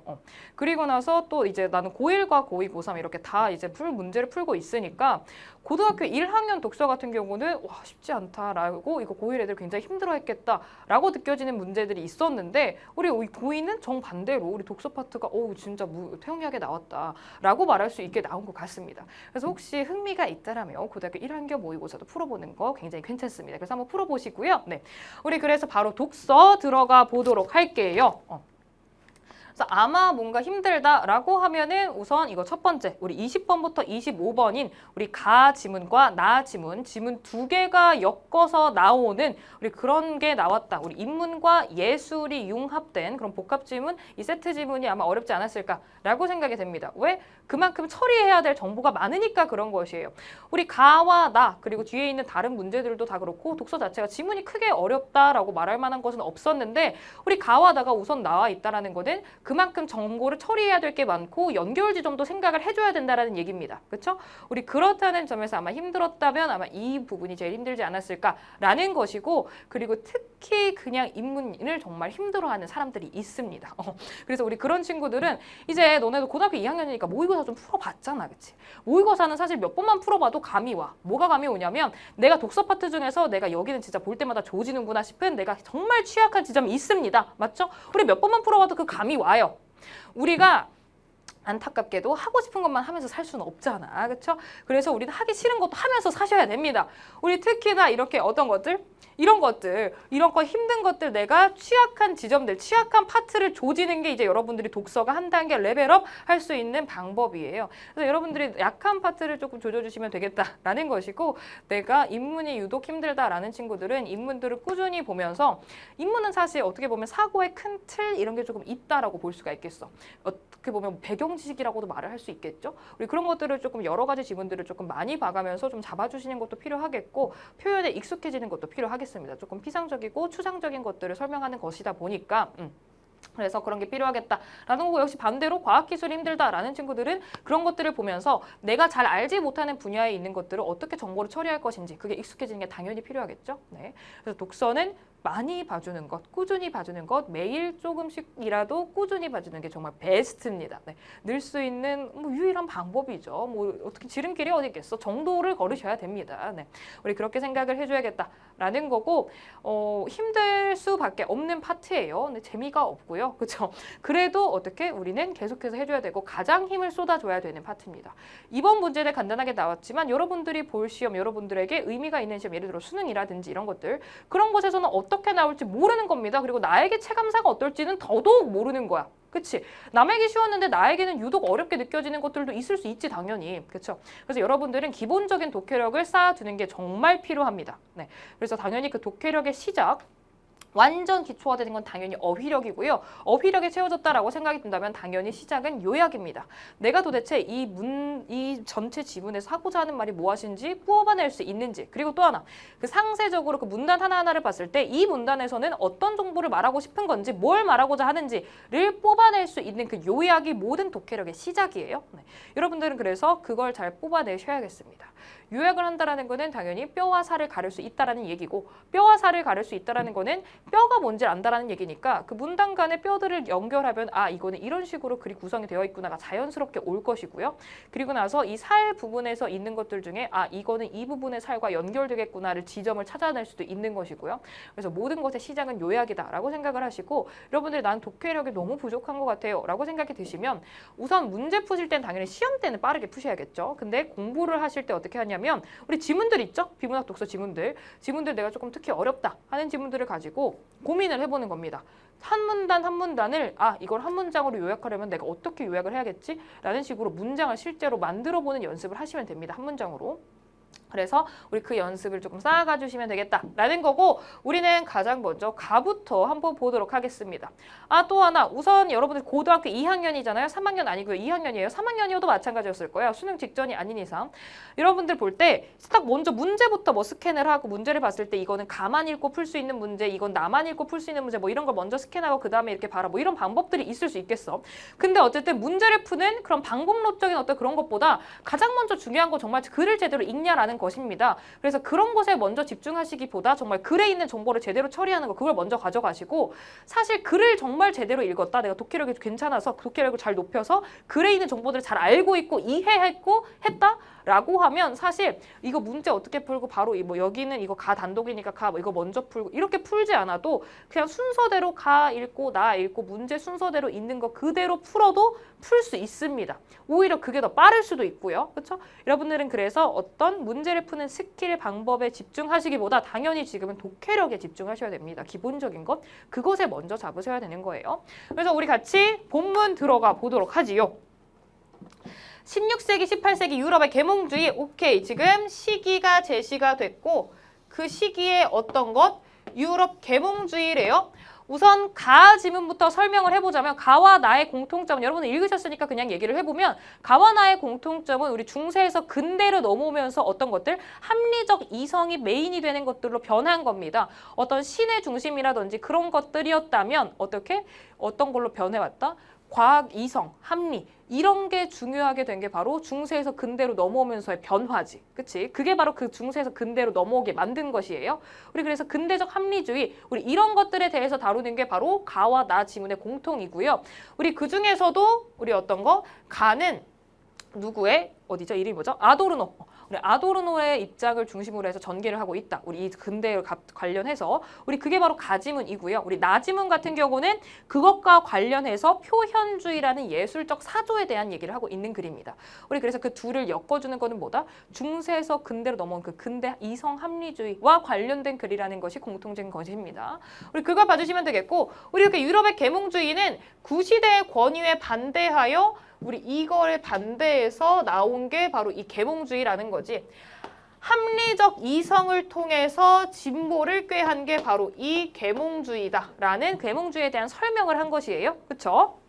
우리 이 정도는 중세에서 근대로 넘어왔을 때 어떤 합리적 이성이 중요하게 되었다. 어떤 신중심적 사고, 교회 이런 것들이 메인이었던 것과 다르게 우리 과학, 어떤 이성, 합리 이런 게 중요한 것으로 이동했구나라는 것은 배경 지식으로 갖고 계시는 게 좋겠습니다. 네, 우리 이는 17세기 과학혁명과 함께 우리 합리, 이성과 과학이 연결된다고 생각을 하시면 돼요. 과학혁명과 함께 근대의 시작을 알리며, 이건 근대의 시작이죠. 우리 중세의 어둠에서 벗어난 서구인들에게 이성에 기초한 사회야말로 우리 중세의 반대와 연결된다고 생각을 하면 돼요. 구시대가 바로 중세라고 생각하시면 돼요. 이성에 기초한 사회야말로 인류에게 자유와 풍요를 선사할 것이라는 말이 안 나오네요. 선사할 것이라는 희망을 안겨주었대요. 우리 그래서 인류의 진보가 바로 이런 설명이겠다. 인류의 진보는 곧 뭐 자유와 풍요다. 이렇게 설명이 되는 거다. 연결해 주시면 되겠죠? 근데 우리 여기까지에 대해서 뭐에 대한 얘기를 한 거야? 우리 근대로 넘어오면서 그렇게 변한 어떤 인류학적으로 어떻게 변했는지, 사람들이 어떤 식으로 사고를 하게 됐는지, 우리 그거에 대한 얘기를 했습니다. 근데 우리 이걸 얘기하고 싶었던 게 아니야. 뭘 얘기하고 싶었겠어요? 우리 그러나 이후를 얘기하고 싶었던 게 있지. 아도르노는 뭐래? 완전히 계몽된 지구에는, 우리 이 계몽은 여기서 말하는 이 계몽이겠지. 계몽주의의 계몽을 생각하시면 돼요. 지구에는 재앙의 지구만이 빛나고 있다라고 하며 계몽에 대해 다른 입장을 제시했대. 우리 여기서 말하는 이 다른 입장이 뭐겠어? 계몽에 대해서. 이 계몽에 대해서 지금 사람들은 어떻게 희망에 찬 거잖아. 우리 이게 인류를 풍요로 만들어줄 거야. 우리 풍요롭게 살 수 있고 진보할 거야. 인류는 진일보할 것이다. 라고 기대했던 것과 다르게 이 아도르노는 뭐라고 생각했다라는 거야? 이 계몽을 부정적으로 생각했다라는 것입니다. 그렇죠? 오케이. 그래서 배경이 이런 상황이야. 시대적, 사회적 배경은 이런 상황인데 아도르노는 그런 것과 다른 생각을 가지고 있었구나. 라는 걸 먼저 잡아주시면 되겠습니다. 첫 번째 문단을 통해서. 우리 그래서 바로 두 번째 문단, 이제부터 아도르노가 그럼 어떤 생각을 했는데가 이제 상세히 제시가 되겠죠?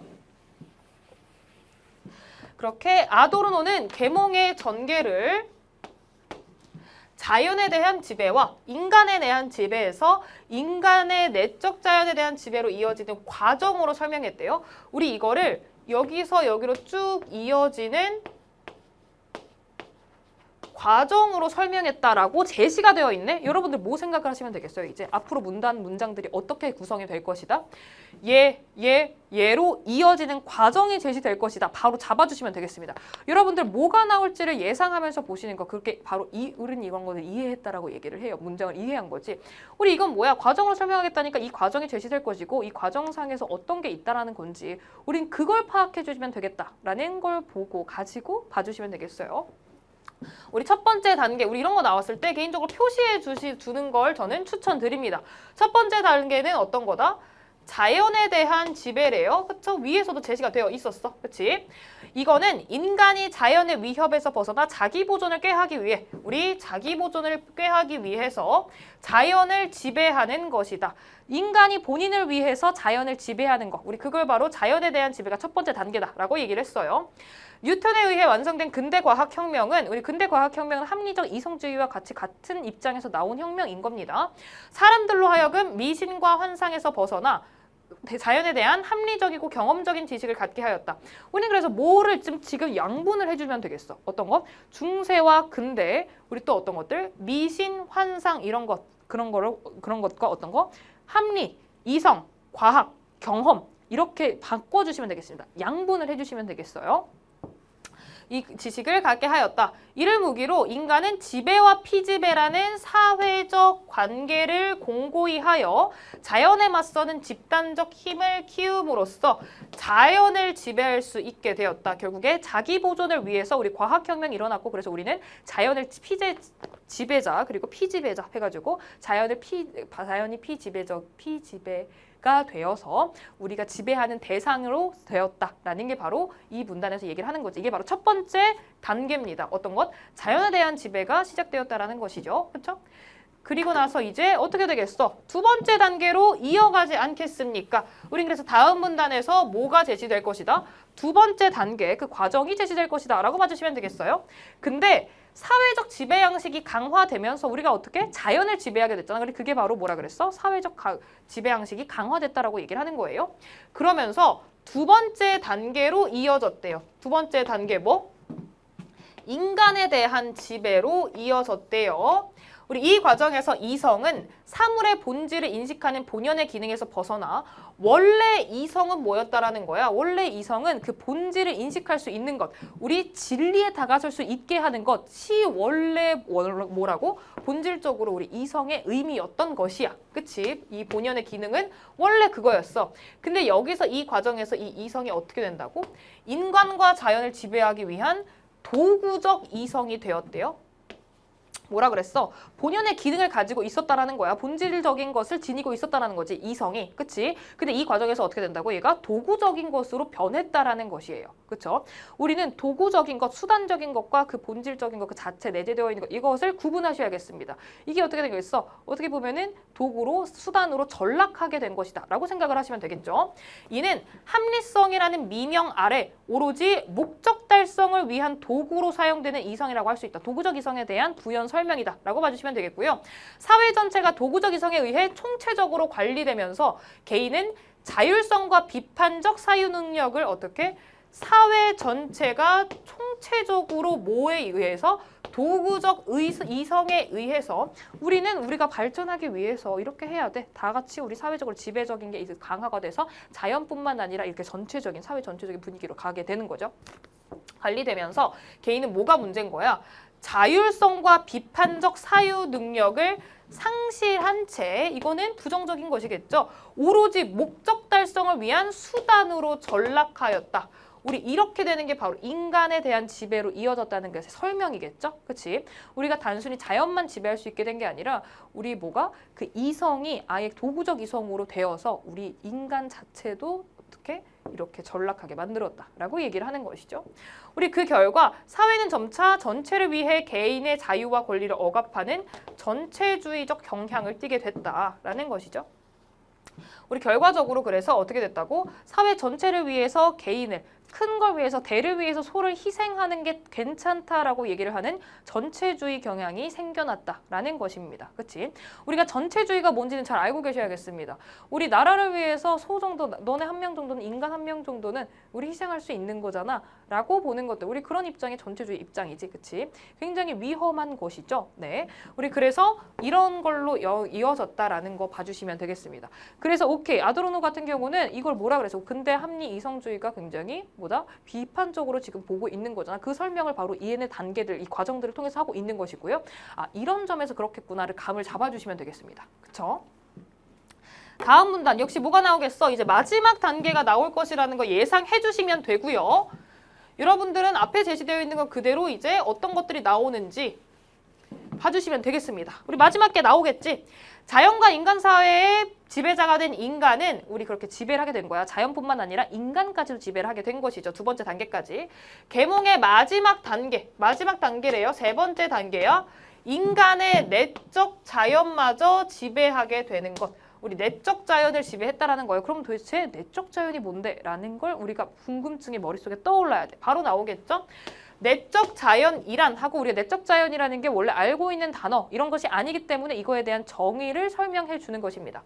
감정이나 욕망과 같이 인간의 내면에 있는 자연적 요소를 말한대요. 우리 감정이나 욕망처럼 인간 내면의 자연적 요소를 내적 자연이라고 한대. 우리가 보는 그 어떤 네이처와는 약간 다른 거죠. 그 어떤 산, 들, 바다 이런 네이처를 말하는 게 아니라 우리 타고난 것, 그 네이처를 말하는 것이에요.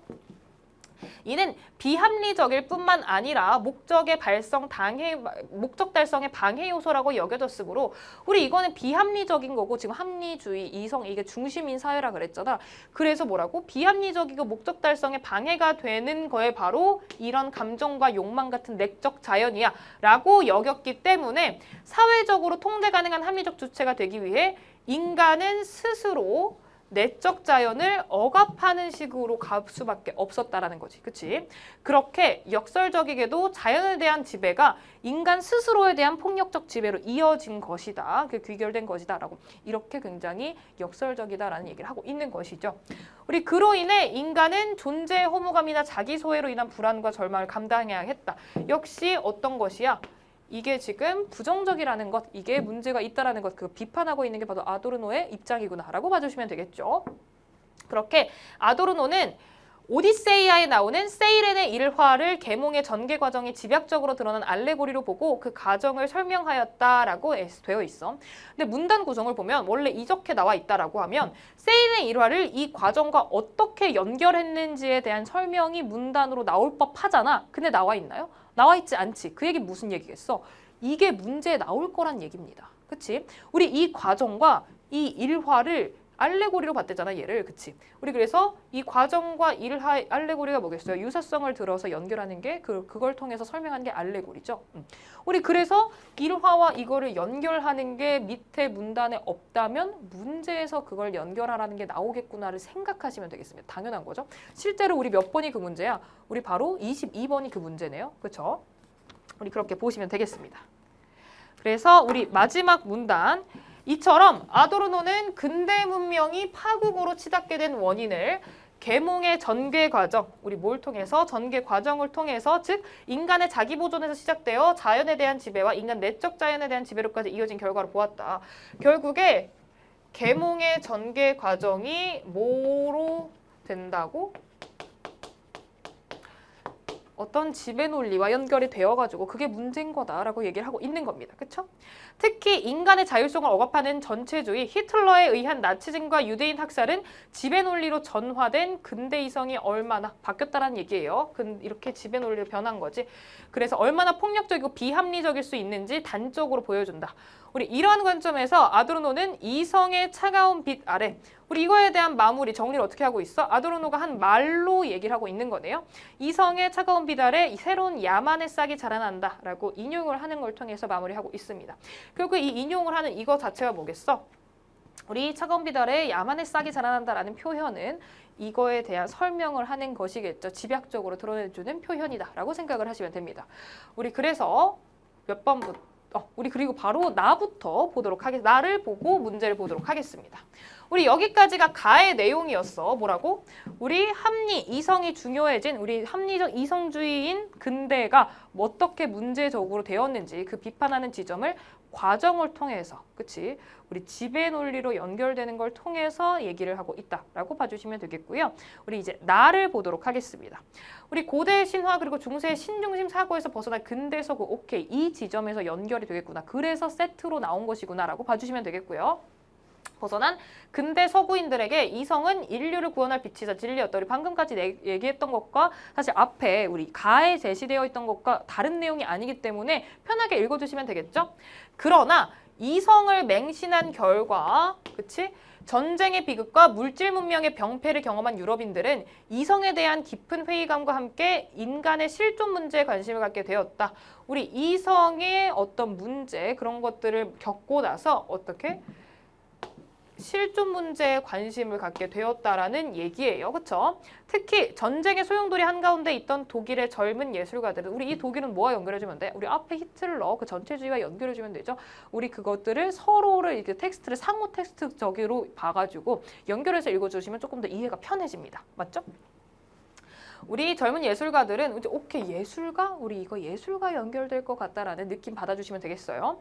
젊은 예술가들은 사회 정치적 긴장 상태에 한거하며 그동안 근대 이성의 그늘에 가려 소외되어 왔던 인간의 내면을 회화를 통해 예술 장르죠. 회화를 통해 분출하고자 했는데 이러한 예술 운동을 우리는 뭐라고 부른대요? 표현주의라고 부른대요. 우리 여기까지가 결국에 뭐야? 우리 이런 설명 왜 했어요? 우리 근대는 이렇게 이거였다. 이성은 빛이자 진리였다. 근데 문제가 있어서 이걸 경험했다. 그래서 회의감을 느끼고 그리고 나서 실존 문제에 대해서 관심을 갖게 됐다. 그런 상황에서 이게 배경이에요. 그렇죠? 그런 상황에서 독일의 예술가들이 이런 예술 사조를 만들어냈다라고 하는 표현주의가 등장 배경을 설명하는 문단이구나 라고 봐주시면 되겠고 여러분들은 이 첫 번째 문단을 보고 뭘 기대하시면 되냐면 이제 표현주의에 대한 내용을 얘기하지 않을까라고 기대해 주시면 됩니다. 그쵸? 우리 그래서 근대적 사고와 근대적 어떤 그런 사고와 말이 왜 이러죠?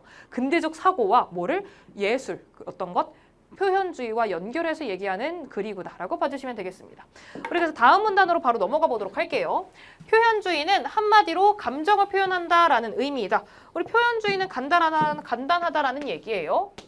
결국에 감정을 표현하는 것, 그게 메인인 게 바로 표현주의다라는 것이고요.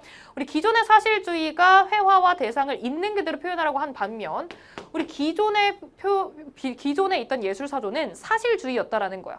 우리 그럼 당연히 뭐겠어요? 사실주의와 표현주의는 다르겠다. 그쵸? 우리 사실주의가 있는 그대로 표현했다라고 하면은 표현주의 같은 경우는 눈에 보이는 대상의 모습이 아닌 감정이나 내면을 표현하려고 한 게 표현주의래. 이 지점에서 그 이전의 사실주의와 다르구나라고 봐주시면 되겠습니다. 우리 이전에 있던 거는 전통적이라고 얘기를 하고요. 새로 나온 것은 새로운 것이지, 그치? 우리 그런 입장에서 봐주면 되겠어. 우리 그렇게 표현주의 화가인 마티스는 우리 한 명 인물이 나오네요, 그쵸? 우리 그 표현주의 마티스는 화가 노트에서 결국에 뭐라고 얘기했대? 회화는 결국 표현이다라고 주장하면서 표현이 눈으로 본 걸 눈에 전달하는 게 아니라 마음으로 느낀 걸 마음에 전달하는 수단임을 강조했대.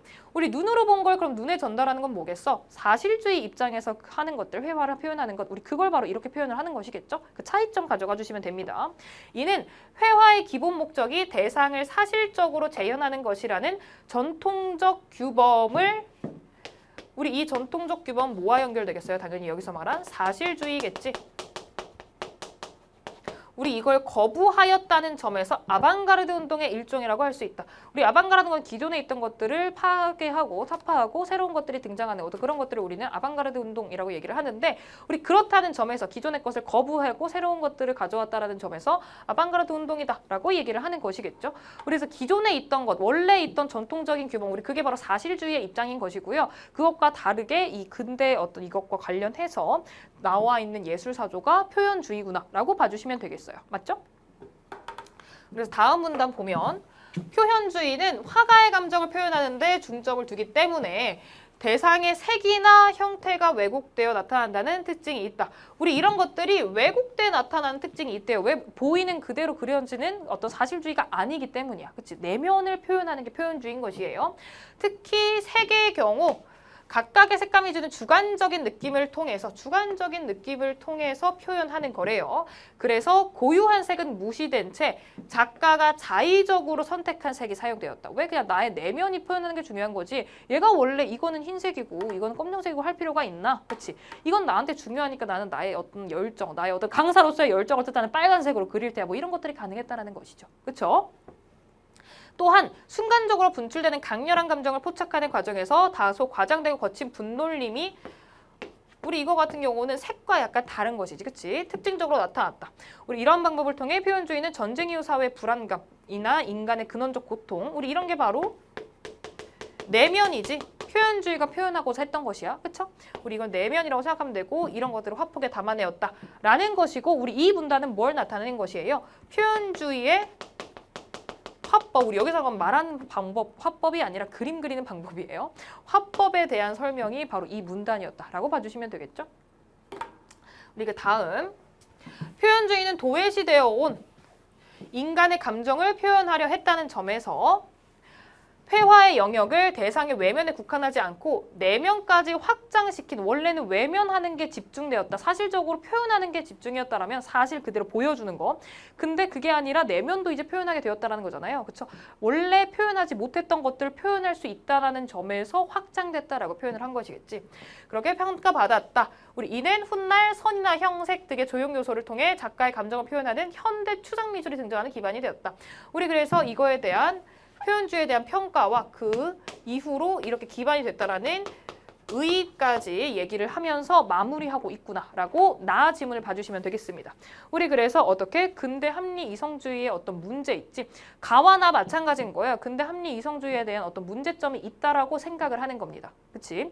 그래서 그 문제점과 관련해서 가는 어떤 지배 논리와 연결해서 인문학적으로 설명을 한 것이고 나 같은 경우는 그런 걸 배경으로 해서 등장한 예술 사조를 한 예술 지문이다라고 생각을 하시면 되겠습니다. 그렇죠?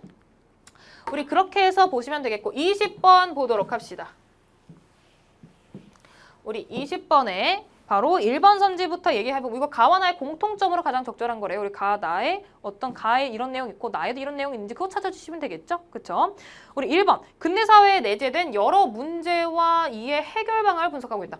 우리 하나하나 가에도 그렇고 나에도 그렇고 뭐가 여러 문제와 해결 방안을 얘기한 지문들이 아니었지. 우리 결국에 가와 나가 무슨 말을 하고 싶느냐 그거에 대한 공통점을 찾아내야 된다고 했을 때 이런 얘기를 한 게 아니라는 거예요. 그렇죠? 그래서 이런 게 없으니까 제끼시면 되겠고요. 우리 2번 근대 사회가 발전하게 된 과정을 예술적 관점에서 관찰하고 있다. 우선 발전하게 된 과정이 나와 있지도 않았고요. 그리고 예술적 관점에서 얘기한 거는 나만 해당합니다. 그쵸? 예를 들어 만약에 이거를 헷갈렸다. 만약 2번 선지가 헷갈렸다라고 한다면 뭐에 헷갈린 거야? 우리 발전하게 된 과정이 있다라고 해석을 한 거예요. 어떻게? 우리 중세 얘기도 나왔고 그 이후에 근대가 됐다며. 그럼 발전한 과정 아니야? 라고 얘기한 건데 그거에 대해 자세히 설명한 것인가요? 그냥 근대 어떤 인문학적으로 이제 지배 논리 아도르노의 주장을 설명하기 위해서 잠깐 그 설명을 위해서 껴놓은 거지 과정을 소개하거나 설명한 것도 아니고요. 발전 과정을. 나도 마찬가지입니다. 배경으로서 그걸 꺼내온 얘기인 거지 그게 이야기의 메인이 아니었다라는 얘기야. 그리고 당연히 예술적 관점에 대한 건 나만 얘기한 것이고요. 우리 그래서 이거는 잘못된 것입니다. 그렇죠? 3번. 근대 사회의 부정적인 측면에 대한 비판적인 입장을 제시하고 있다. 우리 부정적인 측면, 근대 사회가 문제가 있다라면서요. 그렇지? 그리고 이거에 대한 비판적인 입장, 우리 둘 다 근대 사회에 대해서 부정적으로 입장 가지고 있었다라는 거 괜찮다 그랬지? 우리 그걸 통해서 묶인 게 바로 가와 나 지문이었어. 그래서 3번 골라주시면 됩니다. 그래서 명확하게 독해가 되면은 이런 문제 틀릴 이유가 전혀 없습니다. 만약에 틀린다라는 건 뭐야? 내가 독해를 잘 못하고 있거나, 그쵸? 독해를 잘 못해서 내가 메인이 뭔지를 못 뽑아낸다라는 얘기입니다. 우리 그래서 4번도 근대 사회의 특성을 상반된 관점에서 분석한 두 이론을 우선 상반된 관점에서 이것도 이것과 마찬가지야. 상반된 관점에서 분석한 두 이론을 소개한다. 우선 가에도 두 이론을 소개하고 나에도 이런 것들이 있냐라는 거 당연히 아니죠. 그것도 아니고요. 우리 만약에 이거를 만약에 골랐다면 왜 고른 거겠어? 우리 상반된 관점이 있지 않냐. 우리 가에서는 그 이전에 있는 것과 그 이후에 있는 것. 근데 이전과 이후가 뭔가 다른 것 아닌가요? 라고 생각을 한다면 뭐야? 너네가 메인을 못 뽑아낸 거죠. 가의 내용에 대해서. 그치? 우리 그리고 나서 당연히 두 이론을 소개한 것도 없었고요. 네. 그리고 나서 왜냐면 계몽주의가 나오고 아도르노 얘기 나왔잖아요. 그게 아니지. 계몽주의와 하나에 대해서 상반된 관점인 두 개를 가지고 하나의 기준을 가지고 이 이론이 있고 이 이론이 있어를 말한 게 아니라는 거예요. 그냥 아도르노의 것을 설명하기 위해서 우리 앞에 있는 얘는 이거에 대해서 이렇게 설명한 거야 라고 계몽주의를 설명한 것이지. 네, 우리 그렇게 봐주셔야 됩니다. 그렇죠? 우리 그리고 나서 나 같은 경우는 우리 그 이전에 있었고 그 다음에 어떤 전통적인 것들 사실주의와 표현주의 있는 것 아니야? 라고 생각을 할 수 있겠는데 역시 아니지. 우리 근대사회의 특성 이걸 가지고 사실과 표현으로 나뉜 건가요? 아니잖아. 그치? 그래서 이걸 골랐다면 내가 제대로 독해, 그러니까 메인이 뭔지를 뽑아낸 걸 못한 겁니다. 네, 우리 그렇게 봐주셔야겠어요. 우리 그래서 정답 3번이다라고 봐주셔야겠고 우리 3번 같은 경우는 당연히 과학혁명을 이어가기 위한 이런 게 메인이 당연히 아니었죠. 그리고 정답은 3번입니다. 이게 틀렸다면 내가 어떤 것? 제대로 독해를 못해서 메인을 못 뽑아내는 겁니다. 그렇죠? 우리 뒤에 문제들 같은 경우 좀 간단하게 얘기를 해보면 우리 기억과 같이 말하는 가장 적절한 것으로 딱 기억을 때려봐봐. 그럼 기억이 뭐야? 우리 마지막에 인용한 거였잖아. 마무리하면서 가문단. 그치? 가지문 마무리하면서 한 게 기억. 이성의 차가운 비달에 새로운 야만의 싹이 자라난다. 이런 아도르노가 한 말을 인용해가지고 마무리하고 있어. 결국 무슨 얘기야? 아도르노가 하는 주장한 바, 아도르노의 입장을 집약적으로 한 번에 제시를 하려고 이렇게 마무리를 하고 있는 거야. 정리하는 멘트라는 거예요. 결국에 이 기억과 같이 말한 의도. 이건 뭐겠어? 아도르노가 도대체 뭔 말하고 싶냐? 그거 정리한 거를 해주면 되는 거 아니야? 그치? 우리 그래서 당연히 이거 정답 몇 번이 되겠어요? 우리 2번이 되겠지. 이렇게 진보를 지향했던 계몽주의가 오히려 자율성을 억압하는 걸로 된 것, 그거를 비판하고 있는 것이다, 얘기하고 있는 것이다. 우리 그게 이 지문이 하고 싶었던 말인 거잖아. 그쵸? 우리 그래서 그거 바로 가주시면 되겠습니다. 왜? 기억 자체가 아도르노의 입장을 정리하기 위한 멘트였기 때문에 그 아도르노의 입장을 담고 있는 걸 찾아주시면 되는 거예요. 맞죠? 우리 22번 같은 경우 내가 아까 뭐라 그랬어? 우리 이렇게 나오는데 그 뒤에 추가적으로 세일엔 일화에 대한 설명이 있는 문단이 없네? 라는 거는 그걸 연결하라는 그 과정과 세일엔 일화를 연결하는 문제가 나올 거란 얘기라고 했지. 그래서 나왔잖아요. 그렇죠? 그래서 우리 연결해 주시면 됩니다. 우리 A, 이거는 사람이 사람들을 이렇게 억압하게 된 것이다. 사람에 대한 지배에 해당하는 거겠지. 그렇죠? 그리고 대응을 그대로 해주시면 됩니다. 그 세 가지 과정을. 우리 B, 아름다운 노랫소리에 유혹에 빠져 욕망을 억압하기 스스로 욕합한다. 똑같은 표현 어디에 있었어? 우리 이거 어떤 것들? 내적 자연을 지배하게 되는 상황. 그렇죠? 우리 그래서 이건 정답이 몇 번이 되겠습니까? A는 인간에 대한 지배, 2번은 B 같은 경우는 내적 자연에 대한 지배. 그래서 정답 2번. 이렇게 고르시면 되겠죠? 네. 우리 그거 대응하는 거 잘 해주시면 되겠다라는 것이고요. 역시 이거는 나 단독 같은 경우인데 이건 내용일치로 파악해주면 되고 이런 문제들은 사실 조금 어렵게 낸다면 추론을 해야 되는 문제로 낼 수 있어. 이런 발문을 가지고 있는 문제 중에서. 근데 이거 같은 경우는 비교적 간단하게 내용일치로도 충분히 가능하게 풀 수 있는 문제였다는 점에서 네. 봐주시면 되겠습니다. 잘 이해했다면 역시 수월하게 푸셨을 것이고요. 우리 이거는 보기 딸린 문제라는 점에서 이런 문제들은 대체로 3점 가져갑니다. 그쵸? 우리 가의 아도르노와 나의 표현주의의 관점에서 우리 이런 것들은 왜 3점이냐? 너네가 정말 다 이해를 해야지 보기와 연결을 해서 너네가 선지를 골라낼 수 있겠거든요. 결국에 너네가 종합적으로 이거 이해 대체로 잘했니? 라는 것들을 물어보는 게 바로 이런 문제입니다. 정보 안 놓치고 잘 다 이해했냐고, 너네가 정말 알고 문제 푸는 거냐고를 물어보는 게 바로 이런 문제예요. 네. 우리 그래서 보기 딸린 문제들이 3점을 가져갑니다. 네. 우리 그래 표현주의 관점에서 보기의 작품을 감상한 내용으로 적절하지 않은 것은 이라고 하네요. 우리 그래서 이거 보기 보면은 표현주의 작가인 뭉크가 우리 이거 너무 잘 알고 있잖아. 뭉크. 그쵸? 우리 이거를 어떻게 이 관점에서 설명을 한 게 바로 보기다라고 봐주시면 되겠습니다. 그쵸? 우리 1번, 2번은 가에 대한 거네. 아도르노에 대한 입장이에요. 우리 내적 자연으로 본다. 억눌려온 인간의 자연, 내적 자연. 그치? 그렇게 볼 수 있는 거 타당하죠. 그렇죠? 2번. 그건 작가가 전달하는 불안과 고통은 이성이 팽배했던 근대 사회에서 개인이 느낀 허무함과 관련이 있다고 볼 수가 있겠군. 그쵸? 우리 그렇게 설명할 수 있겠습니다. 보기 보고 그대로 연결해 주시면 돼요. 어려운 내용이 절대 아니지. 이해만 제대로 됐다면. 우리 3, 4, 5번 같은 경우는 나의 표현주의 연결해 주시면 됩니다. 의도적으로 우리 꿈틀거리는 강물, 해골 형상과 꿈틀거리는 강물은 공포를 표현하기 위해 의도적으로 왜곡한 거다. 그대로 그린 것이 아니니까요. 그쵸? 보기와 연결해서 충분히 그렇게 보면 되겠고 우리 4번 비명을 지르는 남자의 모습을 회화적 전통에 따라서 표현함으로써 우리 회화적 전통에 따라는 뭐라 그랬어? 표현주의는 이 전통을 거부하면서 등장한 사조가 표현주의야. 우리 이거는 그냥 사실주의겠지? 그렇기 때문에 이거에 따라 표현한 게 아닙니다. 그쵸? 우리 이거 잘 잡아줬으면 역시 어렵지 않게 푸실 수 있는 문제였다라고 보시면 되겠어요.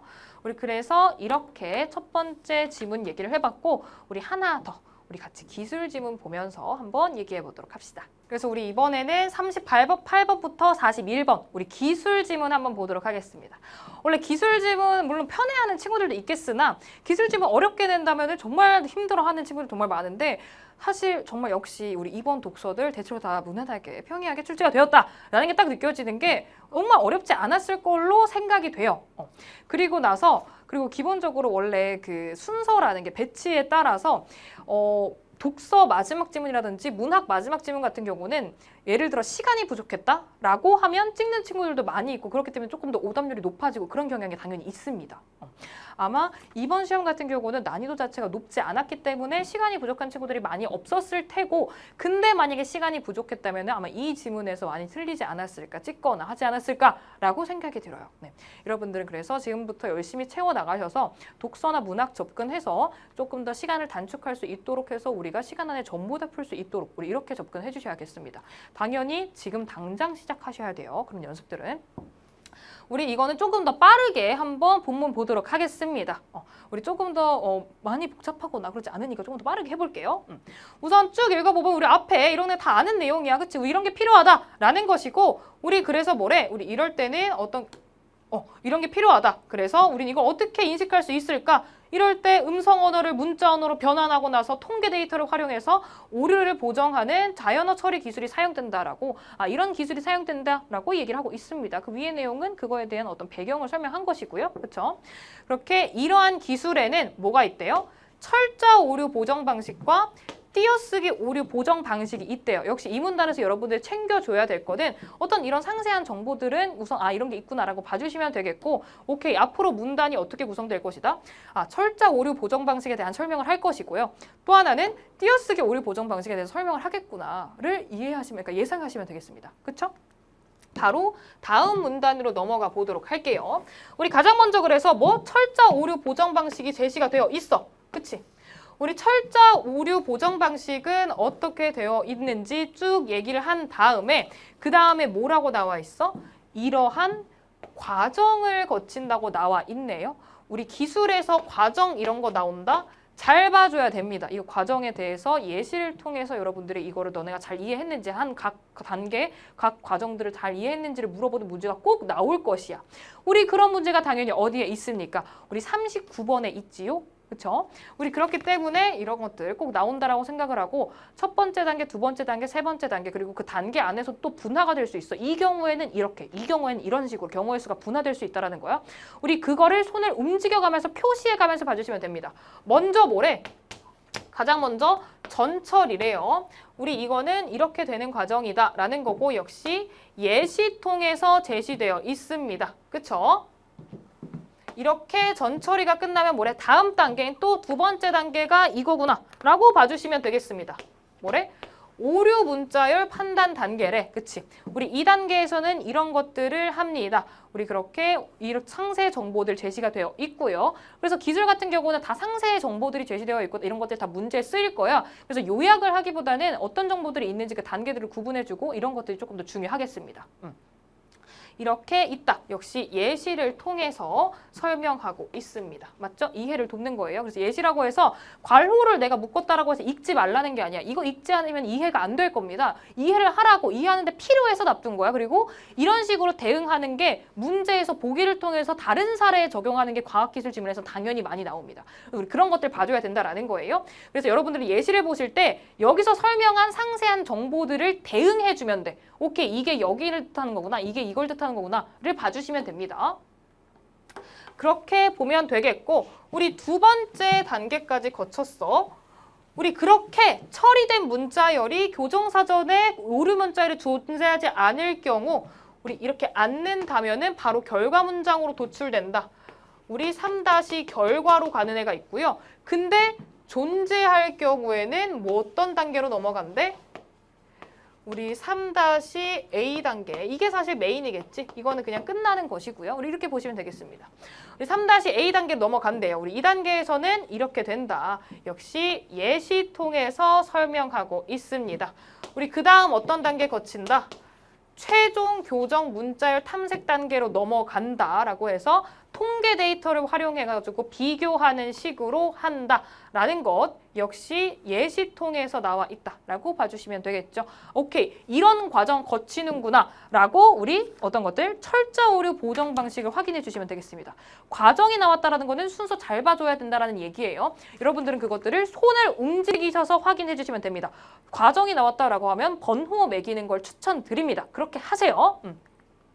그 다음에 당연히 우리 일문단에서 얘기했던 거 첫 번째, 철자 보정 나왔으면 이제는 띄어쓰기 오류 보정도 나와줘야죠. 그게 이제 나와 있다 라고 보시면 되겠고요. 이것 역시 잘못된 띄어쓰기를 확인하게 하는 거다라는 것. 이 역시 뭐래요? 과정이 요구된대요. 얘도 과정 확인해야겠구나 라고 봐시면 됩니다. 이 과정에서 음절의 자나 우 그리고 음절 사이에 공백이 있을 때 우리 이런 거 잘 보시면 되죠? 공백이 있을 때는 1 할 것이고요. 없을 때는 0으로 할 거다라고 나와 있네요. 역시 예시를 통해서 이해 돕고 있고 예시는 꼭 봐주셔야 됩니다. 특히 과학기술 지문은 더 그래요. 여기에 설명한 제시된 정보를 예시에 대응시켜서 여러분들이 그 대응 지점을 스스로 다른 사례에다가 하라는 문제가 나올 거니까. 아시겠죠? 우리 그래서 이런 경우에는 이렇게 된다라고 예시를 하고 있습니다. 우리 그렇게 이때 처음과 끝은 공백 있는 것 처리되고 띄어쓰기를 이진법으로 이렇게 변환하는 방법을 이진법으로 변환하는 과정을 얘기를 했고 우리 그런 것들이 이제 그 다음에 통계 데이터와 비교하게 된다. 그래서 이진법으로 변환하는 과정 설명을 했고 그 다음에 통계 데이터와 비교합니다. 라는 얘기를 했어요. 그렇죠? 그리고 역시 예시 통해서 이렇게 통계 데이터와 비교하는 것 얘기하고 있고요. 이런 식으로 구성된 문단이구나 라고 보시면 되겠고 우리 이제 마지막 문단 보면 이런 것들은 싹 다 뭐다? 올바른 단어나 문장에서 추출된 통계 데이터를 기반으로 한다는 점에서 공통점이다. 우리 그래서 이 두 가지 방식은 다 뭐다? 통계 데이터와 비교한다는 점에서 공통적인 게 있었죠? 우리 그걸 그대로 설명하고 있는 거고요. 정리. 그리고 보정의 정확도를 향상시키기 위해서 통계 데이터의 양을 늘리는 것이 요구되지만 이럴 때는 처리 속도가 감정에 대한 단점이 있다. 그래서 이거를 극복하려고 연구하고 있다. 라는 식으로 지금 연구 방향에 대한 것들도 설명을 이렇게 소개를 하면서 이야기를 마치고 있구나 라고 봐주시면 되겠습니다. 여러분들은 그래서 과정이 나왔다라고 한다면 번호 매겨가면서 과정 명확하게 파악해주고 각 과정에서 있는 설명들 예시로 설명했으니 그 대응 지점 찾아주는 거 중요하고 그렇게 봐주시면 되겠어요. 그래서 우리 39번부터 얘기를 하면 우리 이게 바로 방금 말했던 그겁니다. 여러분들이 과정을 정말 잘 이해했는지 첫 번째 단계, 그 다음에 여기 단계, 우리 이 과정을 잘 가는지 그거를 봐주시면 되겠습니다. 이 완성된 것들을 추출할 때까지 우리 그래서 이 과정 이해 잘 했니?를 물어보는 문제이기 때문에 역시 어려워서 3점이 달려있다라고 봐주시면 되겠죠. 우리 아는 것 고르자라고 얘기가 나와 있었고 우선 간단하게 크게 어려운 본문이 아니었기 때문에 우리 왜 아닌지만 해보도록 하겠습니다.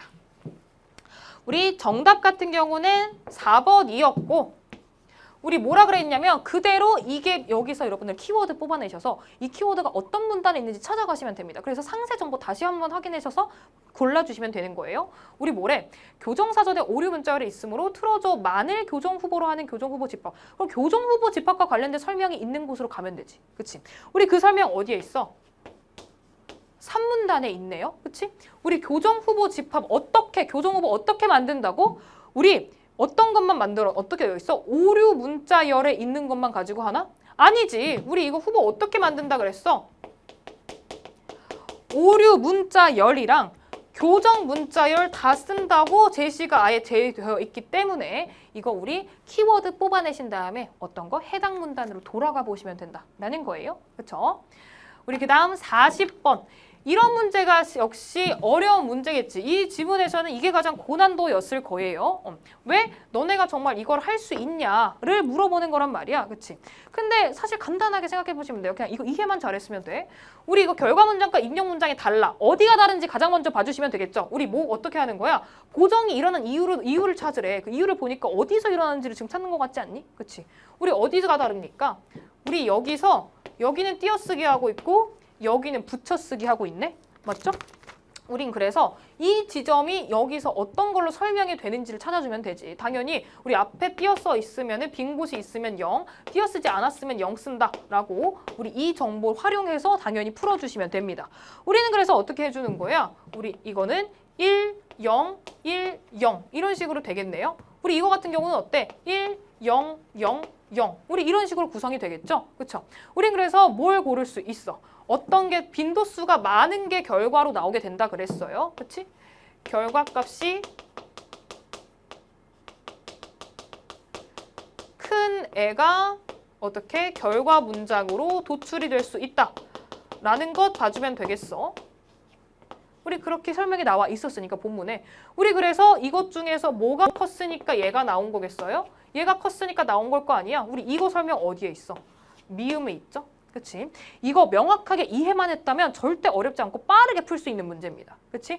만약에 이거를 못 풀었다라고 하면은 두 가지겠지. 내가 독해를 제대로 못했어요. 정보를 못 읽었어요. 라는 것. 두 번째 뭐겠어요? 시간이 부족했어요. 겠죠? 문학을 먼저 풀고 그 다음에 비문학 독서 푸는 친구들은 이거 아마 풀 시간이 없었을 수도 있습니다.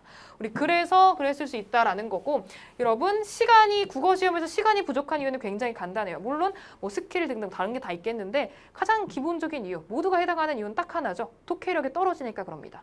제대로 읽으면 시간 안 부족해요. 딱 맞게 풀 수 있도록 문제가 구성이 되어 있을 겁니다.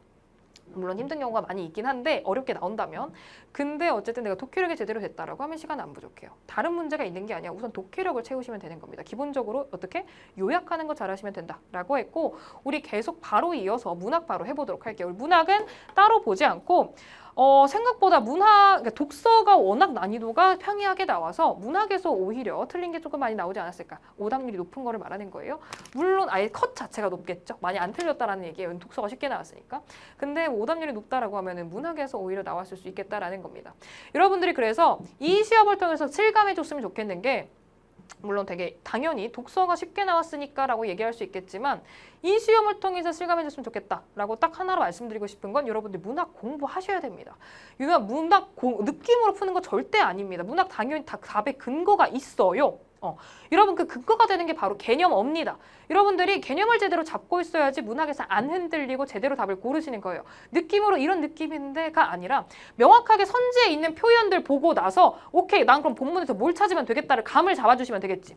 여러분들이 그래서 그 개념을 제대로 공부를 해야겠다라는 걸 이 시험을 통해서 조금 실감을 해줬으면 좋겠다라는 바람이 있어요. 그래서 우리 문학도 당연히 개념 공부해 주셔야 됩니다. 우리 국어를 개념 공부를 참 안 해.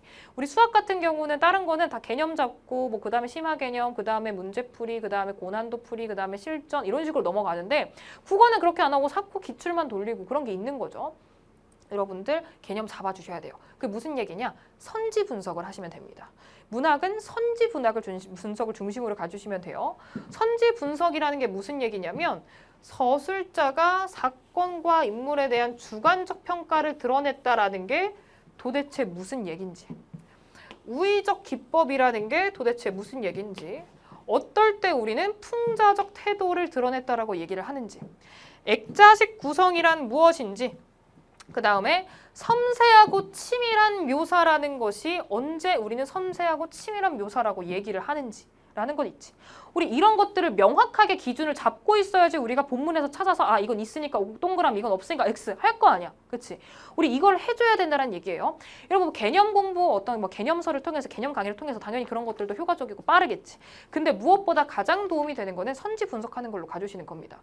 작품 내용이나 주제 같은 것들 작품 분석을 통해서 해주시고 그 다음에 문제에서 쓰이는 것들은 선지를 통해서 오케이 이런 개념은 선지에서 이런 식으로 표현이 나와 있구나. 를 봐주시는 거예요. 여러분들은 그렇게 봐주시면 되겠고 우리는 문학 작품들 중에서 우리 마지막에 있던 월영낭자전 있죠? 고전 소설입니다. 그걸 봐주시면 되겠고 여러분들은 고전 소설 읽으실 때 고전 소설이 힘든 이유 개념이 어렵게 제시되는 경우는 많이 없어. 문제 자체는 사실 현대 작품보다 당연히 쉽습니다. 근데도 고전을 힘들어한다라는 건 이유가 하나지. 안 읽혀요. 눈에 안 보여요. 이 말을 누가 했고 이 행동을 누가 했고가 안 읽히고 그리고 한 명의 인물이 이름으로만 제시되는 게 아니라 무슨 낭자로도 제시됐다가 이름으로도 제시됐다가 직책으로도 제시됐다가 난리 부르세요. 그래서 이 새끼가 도대체 누군지 이 말을 한 새끼가 누군지 이 행동은 뭔가 어떤 새끼가 한 건지 얘가 누구랑 대화하고 있는지 그게 안 보여요. 그게 문제인 거예요. 그래서 어떤 대사가 나오거나 행위가 나올 때 동그라미를 쳐줍니다. 주체가 바뀔 때마다 해주는 거예요. 그리고 우리 내용의 어떤 대화 공간이 바뀌었다, 인물이 나갔다, 뭔가 분절 지점이 생기면 손으로 끊어줍니다. 그 안에서 이 말은 누가 했고 이 말은 누가 했고 오케이 이런 것들을 잡아줘가면서 해야지 조금 더 수월하게 읽힌다라는 거예요. 그래서 결국에 고전소설은 내용 자체가 파악이 안 되는 게 대체로 큰 문제고 그 문제가 뭐다? 행위나 대사의 주체가 누군지가 안 잡혀서 그렇다라는 것들을 봐주시면 되겠습니다. 당연히 추가적으로 이런 선지에 있는 표현들 개념은 당연히 알고 계셔야겠고요. 학습하셔야 돼요. 그래서 우리 1번부터 얘기를 해보면 42번부터 꿈과 현실이 교차되면서 낭만적인 분위기 조성. 우리 그런 것들 없기 때문에 그냥 제껴주시면 되겠어요. 내용 전체 큰 틀로 봐주셨으면 바로 고를 수 있었을 거고 우리 서술자가 사건과 인물에 대한 주관적 평가를 드러내고 있다. 이러가 언제 이런 말이 가능한 건지. 서술자래요. 우선 대체로 고전소설에서 서술자는 3인칭 아닌 경우도 있을 수 있겠으나 우선 딱 보면 어때? 나라는 표현 나오나 서술자가? 작품 밖에 있다라는 얘기입니다. 우리 그렇기 때문에 3인칭이에요. 서술자가. 우리 작품 밖 서술자라는 거 확인할 수 있고 우리 그러면 주관적 평가를 드러낸대. 그치? 우리 이건 건 뭐예요? 얘가 어떤 인물이더라 라는 말 그대로 어떻게 본인이 생각하는지 그거를 담고 있는 겁니다. 서술자가.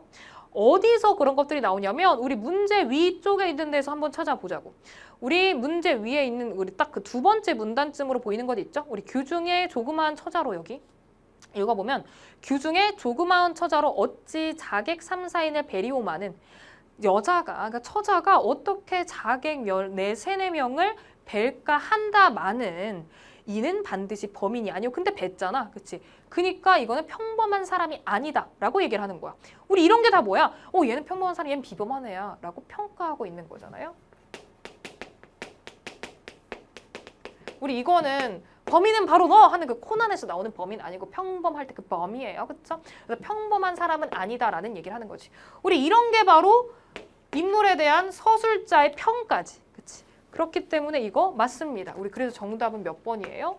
2번이 정답인 겁니다. 얘가 맞게 되는 거예요. 그 다음에 우리 우의적 기법이다. 우리 이거 우의적이다. 뭐라고 어떨 때 우의적이라고 합니까? 우리 어떤 공통적인 속성을 가지고 있는 다른 대상을 들어서 돌려서 말할 때, 돌려서 상징하는 거를 전달할 때 우린 그럴 때 우의적이다라고 얘기를 합니다. 공통적인 속성을 들어서 그거를 돌려 말할 때 우리는 우의적이다라고 얘기를 해. 우리 그런 걸 우의적 기법이라고 얘기를 하고 풍자적인 건 뭐야? 우리 비판과 웃음이 함께 있거나 이럴 때 풍자적이다라고 얘기를 하는데 역시 이런 것들이 없기 때문에 제끼시면 되겠고요. 우리 액자식 구성이란 건 언제 액자식 구성이라 그래? 내화가 있고 외화가 있을 때 외화가 있고 내가 이야기를 들려줄게 하고 이런 식의 약간 꿈속의 꿈, TV 속에서 TV 보는 거 우리 이런 느낌으로 구성되어 있는 소설을 우리는 액자식 소설이라고 얘기를 하잖아요. 우리 이런 개념 아셔야겠고 우리 섬세하고 치밀한 묘사 이거 잘 봐야겠어. 우리 묘사가 정말 잘 나와 있을 때 인물의 외양을 여기서 뭐라 되어 있었어? 외양과 행동이래. 외양을 정말 하나부터 열까지 뭐 머리는 어떻고 머릿결은 어떻고 뭐 피부는 어떻고 입술은 어떻고 옷은 어떤 걸 입었고 머리 스타일은 어땠고 아니면 행동은 어떻고 얘는 어떤 걸 했고 이런 것들을 정말 하나하나 묘사를 했을 때 섬세하고 치밀한 묘사를 했다라고 말할 수 있습니다. 맞죠? 우리 근데 이 작품은 어땠어? 우리 계속해서 뭐 여차 저차 라는 식으로 우리 대신해서 말하고 있어. 그쵸? 우리 그리고 또 하나 여러분 앞에 한번 봐볼게요. 우리 앞에 부분 보시면 처음 시작 부분에 우리 그 밑에 한번 봐볼게. 노복을 불러 가장 밑에 부분이에요. 즉시 왼쪽 15쪽의 가장 밑에 왼쪽 즉시 노복을 불러 등을 내치니 차인이 무료하여 돌아와 낭자의 화용 멀태며 어떻게 생각 꽃같이 생긴 어떤 그리고 달 같은 그런 자태 그게 화용 멀태겠지 그치 우리 그 화용 열태며 수작하던 말을 자세히 고한데 그게 정말 어떻게 생겼는지 말하는 게 아니라 그냥 요약적으로 제시하고 있다라고요. 이 작품 같은 경우는 우리 요약적 제시가 메인인 작품 그걸 주로 이끌어가는 게 그걸 이끌어가는 게 바로 이 작품이에요. 그래서 치밀하고 섬세한 묘사라고 볼 수가 없을 것이야. 그치? 인물의 외양과 행동을 어떻게 했어? 그냥 요약해서 제시하고 있잖아. 그쵸?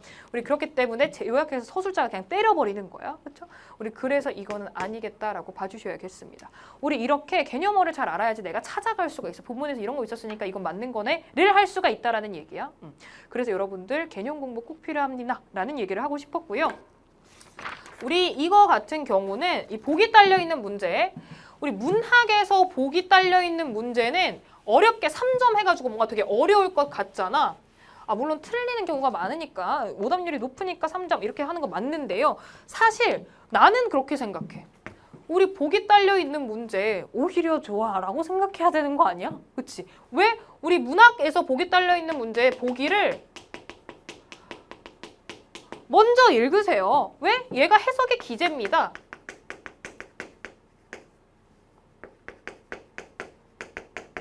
얘를 읽으면 대충 이게 무슨 내용이겠구나가 잡힌다고. 편해진다라는 얘기예요.